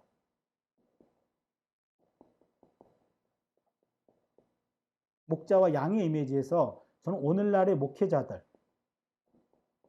목회자들은 과연 어디에 속할까? 목자들이 스스로 목자라는 생각보다는요, 뭐 양은 아니고 요 중간에 껴있는 여러분 목양견이라고 아십니까? 요 목양견이 오늘날 사역자들이 있는 자리가 아닌가 그런 생각합니다. 제가 이야기하면은 목사님들이 되게 싫어해요. 우리를 개 취급했다고 그래서 싫어하는데 제가 그 얘기하거든요. 우리 개거든요. 그렇게 얘기하거든요. 제가 개에 대해서 연구를 한번 해봤어요. 여기 목양견이요. 잠깐 보시면요. 여러분 셰퍼드가 있고 양치기 견이 있어요. 그래서 셰퍼드가 있고 쉽독이 있어요. 쉽독. 그래서 대문자로 하면은 이 양치는 사람, 목회자, 선한 목자가 되는데 셰퍼드는 그냥 개 품종의 하나입니다. 오늘날 목회자들은 목양견 가운데 제가 보기에 셰퍼드입니다. 셰퍼드는 용감하고 영리하고 주인에게 충성스럽고 특히 후각이 예민합니다. 그래서 셰퍼드는 목양견, 경찰견, 군용견, 맹도견으로 쓰이고 있어요. 철저하게 준비받은 특수견이죠. 그래서 목양견이 오늘날 목회자다라고 하는 말이고요. 목양견이 하는 일은 제가 한번 적어봤어요. 무리에서 이탈하는 양떼들을 챙기기, 시력과 감각이 무딘 양떼의 절벽 앞에서 가로막기, 털이 엉겨붙은 다투는 양들을 떼어놓기, 싸우지 말라고 화해시키기. 이게 목양견이 하는 거예요. 맹수의 습격을 사전에 감지하고 막아서서 짖으면서 양떼가 도피할 수 있도록 시간을 확보하는 일. 그리고 최악의 경우에 맹수에게 물려 죽기도 합니다. 양떼를 지키기 위해서. 저녁에 우리에 다 들어갈 때까지 한 마리 양도 놓치지 않고 돌보면서 맨 마지막에 목자의 사인을 기다리기. 이게 목양견이 하는 일입니다. 제가 지금 오늘날 목회자들이 서로 목자다, 우리 인간이고 성도들은 짐승이다, 양떼로 하는 말에 대해서 상당히 저는 좀 조금 불만이 좀 있습니다. 우리 모두가 다 짐승이에요. 목자 되신 분은 하나님 한 분밖에 없습니다. 그리고 목자 흉내 내려면 목자는 양떼를 위해서 희생하는, 양떼를 위해서 죽어주는 사람이 바로 목자예요. 그렇게 죽고 싶으면 목자 되시고 죽기 싫으면 그냥 우리는 목양견이다. 라고 하는 것으로도 우리가 충분히 우리 역할을 감당할 수 있고, 목양견을 기분 나빠해서 셰퍼드로 제가 최근에 입장을 바꿨어요. 셰퍼드. 쉽도보다는 조금 뛰어난 셰퍼드입니다. 예, 시간은 여기까지. 그래서 1분 좀 남았는데요. 예, 여기서 하고요. 여러분의 질문을 좀 받도록 하겠습니다. 네, 벌써 시간이 이렇게 많이 지나갔습니다. 저도 이제 뒤에서 강의를 듣는데요. 아까 처음에 시작했던 정말 그 영화처럼 2시간이 후딱 지나가는 네, 그러한 일을 경험을 했는데, 교수님 정말 너무 감사합니다. 예, 고맙습니다. 네, 역시 또 몇 가지 질문들이 들어왔습니다. 물론 이제 다 드리고 싶지만, 나온 것들 중에서 이제 선별해서 제가 질문을 한번 던져볼게요. 일단은 교수님께서 쓰신 책 중에 시편 신앙과 만남이라는 책이 있는데, 이 책하고 지금 신의 영성이라는 그 책의 차이점이 뭔지 궁금해하시는 독자분께서 계셨습니다. 예, 시편 신앙과의 만남이란 책을 제가 2003년인가요? 4년인가 그때 썼거든요. 예, 그거는 교과서로 쓴 거였어요. 우리나라에 시편에 대한 교과서가 부족했기 때문에 교과서로 시편에 대한 그 대략적인 개론적인 내용들, 그 다음에 대표적인 시들을 주석을 해가지고 상당히 많은 양, 한 A4 한 10매 정도씩, 1편도 10매 이런 정도요. 이거는 A4 한 매거든요. 네. 그럼 분량이 상대가 안 되는 거죠. 그걸 하고, 그 다음에 시편에 대한 최근의 연구사 이거를 넣어서 완전히 교과서로 한 겁니다. 그거 하고 그건 다시 지금 제가 개정하고 있어요.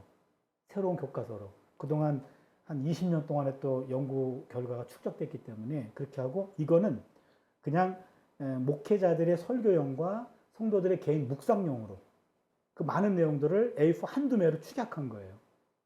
그래서 사실은 이 안에 빠진 게 너무나 많아요. 근데 좋은 책이 되려면 가지치기를 많이 해야 될 것 같아요. 다 빼가지고 그냥 엑기스만 이렇게 넣은 거. 그래서 아는 사람들은 이 이면에 어떤 내용이 있는지 그 내용을 알거든요. 그래서 이 책은 정말로 군살 다 빼고 뼈대만 추린 책. 그래서 목사님들이 좀 설계 많이 활용해주고 성도님들이 시편 묵상에 도움받았으면 좋겠다. 완전히 다른 종류의 책입니다. 네. 아까도 잠깐 이제 쉬는 시간에 교수님하고 이야기를 나눴었는데요. 제가 생각했을 때도 그렇고, 이제 이 책의 가장 독특한 특징 중에 하나가 가장 마지막 부분에 메시지가 담겨 있는 부분이거든요. 그래서 우리가 지식적으로 이제 뭐 주석책을 통해서 지식을 얻는 것도 좋지만 적용까지 이어지는데 좀 어려움이 있는데, 이 책은 그런 측면에서 굉장히 큰 도움이 있다라고 생각이 됩니다. 그다음 두 번째 질문인데요. 좀 독특한 질문입니다. 아까 탄원시에 대해서 설명을 해주셨는데, 탄원 기도의 순서와 주기도문 순서, 그리고 대중기도의 순서의 차이점들이 어떤지 좀 궁금합니다. 이런 질문이 왔습니다. 예. 그건 좀 구분해야 될 것 같아요. 지금 그 개인 탄원시는요, 말 그대로 개인적인 기도입니다. 개인적으로 문제와 절망 속에 있을 때, 그때 하나님께 드리는 기도예요. 그런데 주기도문은 이것과 좀 성격이 좀 다르죠. 네. 그렇죠? 다른 거는 그것은 예수님이 가르쳐준 기도니까요. 그래서 주기도문도 우리가 참조해서 따라야 될 기도고요. 그다음에 대표 기도는 가끔 제가 그런 표현을 쓰는데요. 대표 기도는 아까 같은 순서가 아니라 액츠거든요. 액츠. 어플리케이션.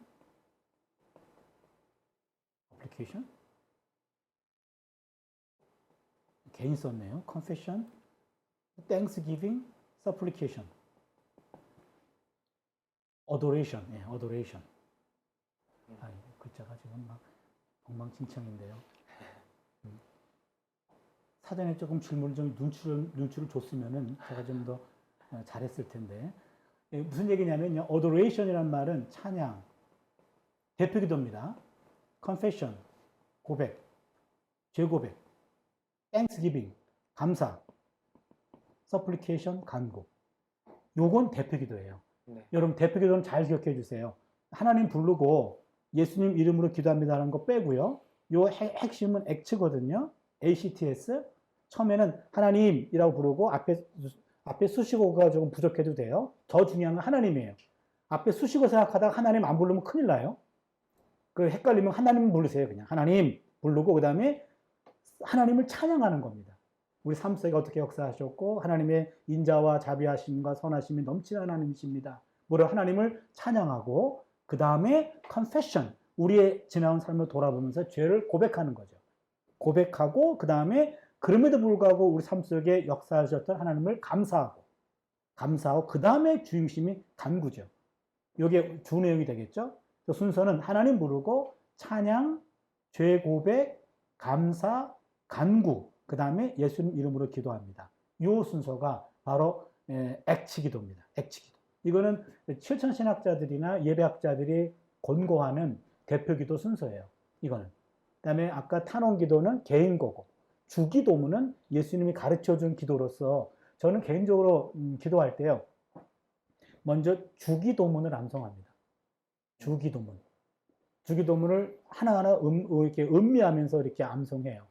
그리고 그 다음에는 갈라디아서 2장 20절을 암송해요. 내가 그리스도와 함께 십자가에 못 박혔나니 그런 적 이제는 내가 사는 것이 아니요. 그거를 음미하면서 해요. 그러면 내 안에 죽어져야 할 나는 가라앉고 살아야 할 주님이 내 안에 가득 채워지는 걸 느껴요. 그리고 나서 이제는 이건 대표 기도니까 이런 기도는 안 하고요. 이건 보여주는 기도고 그 다음에는 개인 기도로서 탄원 기도할 때도 있고 또 다른 기도할 때도 있고 하면서 기도로 넘어가거든요. 그래서 저 개인적인 거고요. 액트는 이거는 예배학자들의 얘기입니다. 여러분 대표 기도할 때는 이걸 기억해 주시고요. 대표 기도 2, 3분 넘어가지 않도록 해주세요. A4 3분의 2입니다. 장로님들 잘 들으세요. 장로님들이 기도로 설교하시면 안 돼요. 갑자기 눈 감았다가 다 기절할 수 있어요. A4 3분의 2만 한다. 네, 예. 좋은 꿀팁 감사합니다. 네, 그리고 이건 오늘 강의 초반에 나왔던 이야기인데요. 조금 더 구체적인 답변을 요구하시는 것 같아서 그러니까 아까 이제 표제어와 관련해서 그 표제어가 원래 원본에는 없었던 것인데 이제 후대에 첨가되었다라고 말씀을 하시면서 지금 여기 오는 질문은 뭐냐면요. 본문의 원래 의미를 파악하고 해석하는 데 있어서 오히려 방해가 되는 것으로 간주해야 하는 것인지 이런 질문이 있었고요. 또 이어서 나오는 질문이 만약에 이제 다윗이 저자인 것으로 분류되는 그런 시편이 있다면 이게 역사적으로 또는 직접적으로 연관되지 않는다라고 했을 때에 이걸 과연 다윗이라고 딱 그 표제에 나왔을 때 다윗으로 적용해서 우리가 해석을 하는 것이 옳은지 아니면은 아예 배제하고서 또 해석을 하는 것이 옳은지 네, 표제에 관한 질문이 또 들어왔었습니다. 예, 그 표제는요 다양한 기능이 있어요. 표제 일단은 그 다윗의 저작성의 문제예요. 그 히브리어를 좀 모르시는 분들이 많이 있겠습니다만 한번 좀 인내하시고 좀 봐주세요. 르 다윗이라고 표현이 나거든요. 르 다윗 할 때 이 르라고 하는 말이 이게 어브로 번역하면은요. 르 다윗 어브로 번역하면 다윗의 시가 돼요. 이건 저작이 되겠죠.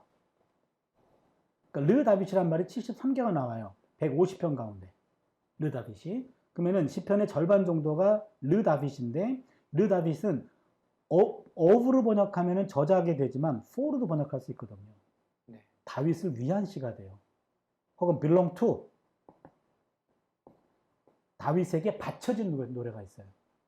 그럼 이건 다 다윗과 무관한 겁니다. 그렇죠? 그래서 요 르 다윗이라고 나왔을 때 다윗의 시라고 나와 있을 때 이거는 시에 있는 내용과 역사적인 다윗과의 관련성을 검증해야 됩니다. 사무엘서가 특히 사무엘 하에 나와 있는 상하에 나와 있는 다윗 이야기와 크로스 체킹 해봐야 돼요. 그래서 역사적인 다윗과 연결되면 어브로 봅니다. 요게 확실한 게 13개밖에 없어요. 73편 중에.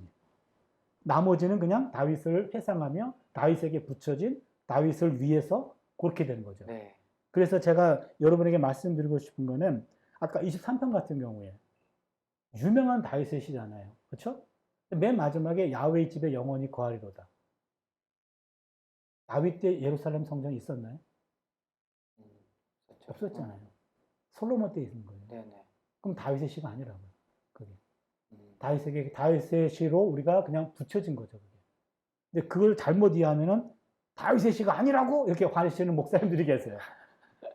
제가 32살에 박사학위를 했는데 33살에 목회자 세미나 때 그 얘기를 했다가 그때 어떤 원로 목사님에게 공개적으로 항의를 받아가지고 제가 트라우마가 있어요. 다윗의 시 그러면은 그때 트라우마가 생각나요. 거의 30년 전에 공개적으로 공격받았던. 그래서 그분은 도중에 나가셨어요. 이 얘기를 듣고. 그 목사님 그게 아니라니까 그랬더니 무슨 소리야? 그러고 나가셨어요. 내가 평생 이걸 다윗의 시라고 설교했는데 내가 그러면 거짓으로 하는 것이요? 그것만 얘기하시오. 그래가지고 아니라고 얘기해도 그냥 가셨어요. 그래서 지금 여러분 표제는 다시 말씀드릴게요. 완전히 배제할 필요는 없어요. 분명히 해석하는데 도움이 됩니다. 그러나 제가 말씀드리고 싶은 것은 절대화시키지는 말아라. 얘기죠. 그것도 하나의 one of them입니다. 네. 네, 감사합니다. 질문이 계속 들어오고 있는데요. 지금 시간이 사실 벌써 4시입니다. 네, 참 아쉽지만 여기까지만 하도록 하겠습니다. 여러분 참여해 주셔서 너무 감사드리고요. 네, 교수님과 인사를 함으로써 오늘 이 시간 마치도록 하겠습니다. 교수님 감사드립니다. 고맙습니다. 여러분도 감사합니다. 수고하셨습니다. 책 많이 사랑해 주세요.